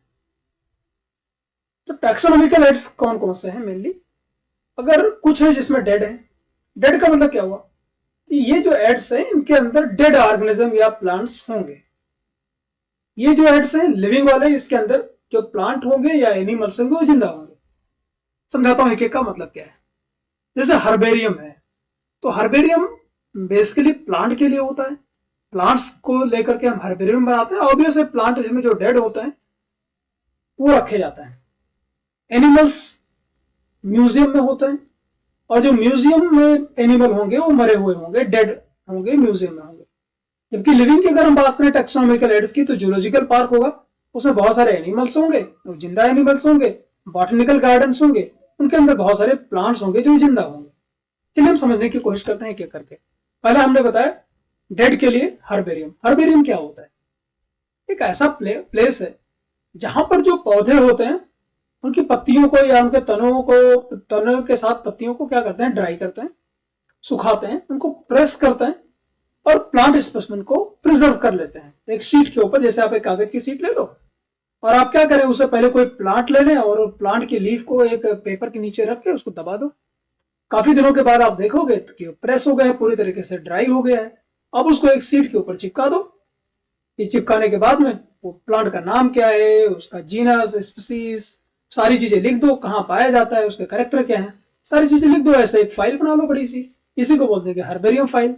कोई दिक्कत नहीं, उसमें उसका नाम इंग्लिश में क्या है, किसने कलेक्ट किया, कब प्लांट को कलेक्ट किया, किस जगह से किया, इंग्लिश में नाम क्या है, लोकल नाम क्या है, बॉटनिकल नाम क्या है, उसकी फैमिली क्या है, किसने कलेक्ट किया था, ये सारी डिटेल लिख दो। और जब भी कभी कोई रेफर करना चाहेगा कोई प्लांट्स के बारे में, तो आप उसे ये हर्बेरियम को रेफर करेगा और मैच करा लेगा। भाई कोई प्लांट पता नहीं चल रहा है कि ये प्लांट का साइंटिफिक नेम क्या है, तो हर्बेरियम में ऐसी फाइल है, जैसे हजारों फाइल्स हैं जिनमें प्लांट के सारे डिटेल लिखे हुए हैं, तो आप उनसे मैच करा लो, आपको जो प्लांट है उसका आइडेंटिफिकेशन हो जाएगा। तो जो हर्बेरिया है ये क्विक रेफरेंस सिस्टम की तरह काम करता है टैक्सोनॉमिकल स्टडीज के लिए। तो उसको स्टोर कर लेते हैं। जो प्लांट्स हैं आप देख सकते हैं, अलग अलग जो प्लांट्स हैं उनको सुखा के, इनके डिटेल बहुत ही माइन्यूट यहाँ पर कम दिखाई पड़ रहे होंगे, छोटे छोटे दिखाई पड़ रहे होंगे। तो यहाँ पर जो आपकी जो डिटेल है प्लांट्स की वो रखी हुई है ना। और ये चूंकि जो फाइल्स है वो खराब ना हो जाए, तो इसीलिए उनके ऊपर कभी कभी मर्क्यूरी क्लोराइड, बहुत दिन तक वो खराब ना हो, इसीलिए मर्क्यूरी क्लोराइड जो है उसका प्रिपरेशन उसमें रख देते हैं। तो मर्क्यूरी क्लोराइड का अगर यूज करेंगे तो हर्बेरियम बहुत दिनों तक रहेगा। इंपॉर्टेंट हर्बेरिया देख लीजिए कहाँ आपको देखने को मिलेगा, जैसे आपको मिलेगा रॉयल बॉटनिकल गार्डन, ये क्यू लंदन में है, सबसे बड़ा हर्बेरियम है ये। इसमें लगभग 65 लाख प्लांट की उसमें स्टोर किए हुए हैं। अगर इंडिया में देखेंगे तो इंडिया में इंडियन बॉटनिकल गार्डन, ये सेंट्रल नेशनल हर्बेरियम इसको बोलते हैं, ये शिवपुर कोलकाता में है। इसमें 2 मिलियन लगभग 20 लाख प्लांट की जानकारी आपको मिल जाएगी। नेक्स्ट बच्चों से बोलते हैं बॉटनिकल गार्डन। अब बॉटनिकल गार्डन क्या है कि भाई बहुत सारे प्लांट्स होते हैं जिनका बहुत ज्यादा यूज होता है, उनके नंबर बहुत, उनके हैबिटेट खत्म हो गए हैं या उनका नंबर बहुत कम बचे हैं, तो उनको एक जगह पे लगा दो, उनका देखभाल करो, बॉटनिकल गार्डन हो गया, लोग देखने भी आएंगे, बच्चे देखने आएंगे और लोगों को अच्छा स्वास्थ्य के लिए वहां टहलने भी आ सकते हैं, और वहीं पर स्टडी के लिए जो साइंटिस्ट हैं वहां पर जो प्लांट्स उनको लाके वहां पे स्टोर किया गया है, लगाया गया है, तो उसकी स्टडी भी कर सकते हैं। तो ये स्पेशलाइज्ड गार्डन से होते हैं जिसमें लिविंग प्लांट्स जो है और रेफरेंस के लिए रखे जाते हैं, लगाए जाते हैं। और किसके लिए रखा जाता है? ताकि उनको आइडेंटिफिकेशन कर सकें। उन सारे प्लांट्स के ऊपर आपको लेबलिंग मिल जाएगी, उसका साइंटिफिक नेम मिल जाएगा, उसकी फैमिली मिल जाएगी। आप कभी बॉटनिकल गार्डन कोई घूमने जाइए तो वहां पर देखिएगा हर प्लांट के ऊपर सब अच्छे से लगा होता है कि वो प्लांट का नाम क्या है, फैमिली क्या है, ऑर्डर क्या है, सारी चीजें। बहुत फेमस बॉटनिकल गार्डन अगर हम देखें तो इंडिया में ये बताया रॉयल बॉटनिकल गार्डन, वहां पर बहुत बड़ा बॉटनिकल गार्डन है, लगभग 200 एकड़ में फैला हुआ है। इंडिया की अगर बात करें तो इंडियन बॉटनिकल गार्डन ये हावड़ा शिवपुर में है, कोलकाता में। और अगर लखनऊ में है आप तो नेशनल बॉटनिकल रिसर्च इंस्टीट्यूट कभी जाइएगा, ये हजरतगंज के पास पड़ता है, NBRI, वहां पर भी बॉटनिकल गार्डन आप देख सकते हैं। म्यूजियम में बताया था कि जो ऑर्गेनिज्म है इसमें जो मरे हुए ऑर्गेनिज्म उनको रखा जाता है। तो आपके स्कूल में भी देखा होगा स्पेसिमेन रखे होंगे कुछ केमिकल्स में, एजुकेशनल इंस्टीट्यूट में रखे जाते हैं, है ना, स्कूल में, कॉलेज में, ताकि बच्चे उसे देख पाए।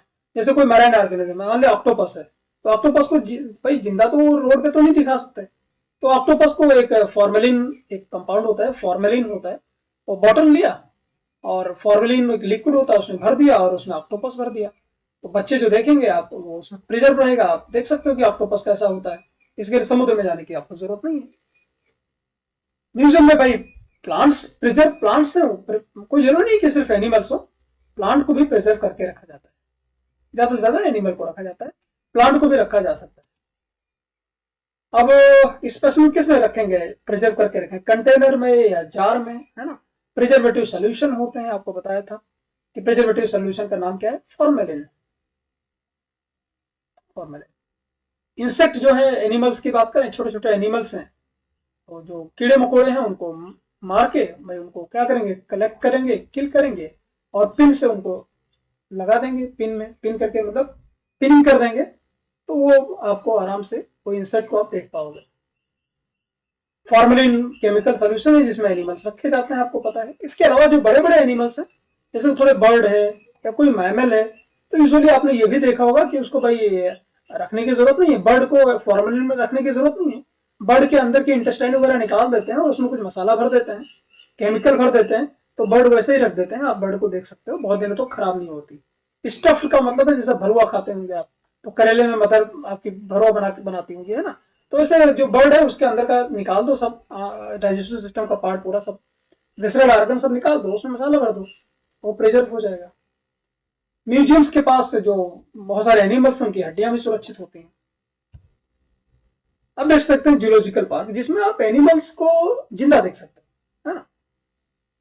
क्यों बनाते हैं, जैसे जूलॉजिकल पार्क का सबसे बढ़िया एग्जांपल है जू, सबसे बढ़िया एग्जांपल। इसके अलावा भी बहुत सारे हैं, ऐसा नहीं है। नेशनल पार्क है, और आप देखेंगे आपको मिलेगा सेंचुरी मिलेगी। जूलॉजिकल पार्क का एक एग्जांपल आपको दिखाता हूँ, उसका नाम है जू। जू में जाते हो तो क्या होता है, बहुत सारे एनिमल्स होते हैं, आप वहां एंटरटेनमेंट के लिए बच्चे जाते हैं, एनिमल्स को देखते हैं, और जो साइंटिस्ट वहां पे डॉक्टर्स होते हैं जो एनिमल्स का केयर करते हैं, उनकी बिहेवियर कैसा है उनका वो वॉच करते हैं, उनका पैटर्न कैसा है जीने का वो वॉच करते हैं, उसकी स्टडी करते हैं। तो उसमें क्या करेगा, फूड हैबिट उनकी क्या है, उनका बिहेवियर कैसा है, इसकी स्टडी करते हैं साइंटिस्ट लोग। और वहां पर उनको सारी कंडीशंस वैसे ही प्रोवाइड की जाती है जैसे नेचुरल में वो जंगल में रहते हैं, वैसी सारी कंडीशन उनको प्रोवाइड की जाती है। बस इतना है कि वो ह्यूमन के केयर में रहते हैं, बीमार उमार हो तो उनको दवाई ववाई देते हैं, और खाना भी ह्यूमन ही प्रोवाइड करता है। इसके अलावा भी कुछ टैक्सोनॉमिकल एड्स हैं, तो मेन थे मैंने बता दिए। नेक्स्ट बचा मोनोग्राफ। मोनोग्राफ क्या होता है? मतलब एक ऐसी बुक हो जिसमें ना सिर्फ एक जीनस के सारे स्पीसीज की जानकारी हो, सिर्फ एक जीनस, दूसरा कोई जीनस आएगा ही नहीं। जैसे जीनस पाइनस, पाइनस के जितने सारे स्पीसीज हैं उसके बारे में बताया जाएगा। तो उसको मोनो मतलब एक, ग्राफ मतलब किसी एक जीनस को पकड़ लो और उसके बाद अंदर में जितनी स्पीसीज है उसमें इंफॉर्मेशन दे दो, उसको बोलेंगे मोनोग्राफ। नेक्स्ट इसे बोलते हैं कैटलॉग। कैटलॉग क्या होता है? कोई पर्टिकुलर एरिया ले लो, कोई एक पर्टिकुलर एरिया, ऐसा नहीं कि कहीं पर भी ले लो, कोई भी पर्टिकुलर एरिया ले लो। जैसे आप ले लिया कि भाई चलो हम ले लेते हैं एक एरिया कि हिमालय ले लेते हैं, चलो अब हिमालयन रीजन में कितनी सारी स्पीसीज पाई जाती हैं उनको अल्फाबेटिकली ए से लेकर जेड तक अरेंज कर दो। तो हिमालय पर जो पौधे, पेड़ पौधे, एनिमल पाए जाएंगे वही उसमें होगा। जो आपके अलग जो पाए जाते हैं समुद्र में पेड़ पौधे, जो पौधे पाए मतलब एल्गी वगैरह पाई जा रही है या आपके एनिमल पाए जा रहे हैं वो उनका उसमें जिक्र नहीं होगा। तो हिमालयन मतलब हिमालयन। या ले लिए कि भाई गंगा घाट पे कितने सारे पाए जाते हैं, वेस्टर्न घाट में कितनी स्पीसीज पाई जाती है, या चलो यूपी के किसी एक पर्टिकुलर एरिया में कौन सी स्पीसीज है उनका अल्फाबेटिकली अरेंजमेंट कर दो। तो इसको कैटालॉग बोलते हैं, वो किसी पर्टिकुलर एरिया के लिए होता है। ठीक है। नेक्स्ट इसे बोलते हैं बच्चों फ्लोरा। फ्लोरा क्या होता है? फ्लोरा में क्या होगा ना, किसी एरिया में जितने प्लांट हो, मैंने यहां पर एनिमल की बात की थी, कैटलॉग में क्या किसकी बात की थी? कैटलॉग में सिर्फ एनिमल की बात होगी और सिर्फ प्लांट होगा, उसको फ्लोरा बोलेंगे। किसी एरिया में जितने सारे प्लांट पाए जाएंगे उसके लिए जो मेंटेन आप करोगे डॉक्यूमेंट, उसको बोलते हैं बच्चों फ्लोरा। नेक्स्ट जिसे बोलते हैं मैनुअल। मैनुअल क्या होता है भाई? मैनुअल में क्या होता है कि किसी स्पीसीज को एक ऐसा डॉक्यूमेंट होता है जिसमें किसी स्पीसीज को कैसे पहचानना है ना, उसके बारे में सारी जानकारी दी हुई होती है। तो उसके जो रूल्स रेगुलेशंस दिए होते हैं कि भाई ऐसा दिखता होगा तो ये होगा, ऐसा दिखता होगा तो ये होगा, उसको बच्चों बोलते हैं मैनुअल्स। तो ये सारे कुछ टैक्सोनॉमिकल एड्स रहे। अब एक लास्ट पॉइंट है जिसको बोलते हैं टैक्सोनॉमिक कीज। टैक्सोनॉमिक कीज क्या होता है? कीज का मतलब बहुत सिंपल है बच्चों, कि किसी अननोन ऑर्गेनिज्म है ना, उसको आइडेंटिफाई करने के लिए जो स्कीम है उसी को हम टैक्सोनॉमिक कीज बोलते हैं। अब ये दो में हो सकती है या दो से ज्यादा में भी हो सकती है, तो उसको कपलेट बोलते हैं। दो होंगी, मैं आपको एग्जांपल देता हूं, आपको क्लियर हो जाएगा। और जो स्टेटमेंट होगी की में उसको लीड बोलते हैं। मैं समझाता हूं इसका मतलब क्या है। जैसे कोई ऑर्गेनिज्म आपने देखा, तो आपने दो चीजें उससे क्वेश्चन पूछी, क्या इसके पास फर है, मतलब इसके शरीर के ऊपर बाल है क्या? तो दो ही आंसर होगा ना, या तो होगा या तो नहीं होगा। अगर होगा तो ये उसको दो होंगे, या तो यस या तो नो, तो उसको लीड बोलेंगे। क्या बोलेंगे? लीड। और आपने ये पता किया कि उसके पास भाई फर है या नहीं है, तो वो हो गया कपलेट। या तो यस या तो नो, कपलेट हो गया। तो जो जानकारी आपको मिली उसी को लीड बोल दिया। यस तो मैमल होगा पक्का। अब नेक्स्ट क्वेश्चन पूछो, अगर फर नहीं है तो क्या इसके पास फेदर है, पंख है क्या? या तो हाँ या तो नो। अगर है तो बर्ड होगा, नहीं है तो नेक्स्ट क्वेश्चन, क्या उसकी स्किन ड्राई है? यस तो पक्का रेप्टाइल होगा। नहीं है तो नेक्स्ट क्वेश्चन पूछो, क्या उसके पास स्केल है? हाँ तो मछली होगी। नहीं है तो एम्फीबियन होगा। तो इस तरह से आप क्या कर सकते हो, ऑलरेडी नोन जो ऑर्गेनिज्म है उनके आधार पर ये क्वेश्चन पूछ कर आप ऑर्गेनिज्म को आइडेंटिफाई कर सकते हो। और इसी को बच्चों बोलते हैं टैक्सोनॉमिक कीज। इस तरह से आज हमने एक ही लेक्चर में पूरा चैप्टर 1 लिविंग वर्ड पढ़ डाला। आपको अगर लेक्चर पसंद आए होंगे, निश्चित रूप से आए होंगे, आपको ये नोट्स चाहिए और आप चाहते हो कि आपके डाउट को क्लासरूम में ही पूछ लें, तो आप हमें नीचे दिए हुए जो लिंक दिया हुआ है उसमें फॉर्म को आप फिल कर सकते हैं और आप हमारी लाइव लेक्चर्स अटेंड कर सकते हैं। और आप अपनी नीट की जो तैयारी है वो हमारे साथ कर सकते हैं, बायोलॉजी की कर सकते हैं, हमारी एकेडमी के आप स्टूडेंट हो सकते हैं। इसमें आपको जितना मैंने पढ़ाया है उसके सारे नोट्स आपको मिलेंगे। आपको रेगुलर टाइम इंटरवल पर आपके टेस्ट सीरीज होंगी जिसमें आपको टेस्ट दे सकते हैं और अनलिमिटेड आप क्लास के टाइम पर क्वेश्चन भी पूछ सकते हैं। अगर आपको लेक्चर हमारा अच्छा लगा हो तो हमारे इस वीडियो को जरूर सब्सक्राइब करें, अपने दोस्तों के साथ शेयर करें और लाइक जरूर करें। इतनी मेहनत हम आपके लिए करते हैं तो इतनी चीजें तो डिजर्व ही करते हैं। मिलते हैं बच्चों नए चैप्टर में नए टॉपिक के साथ। तब तक के लिए नमस्कार, जय हिंद।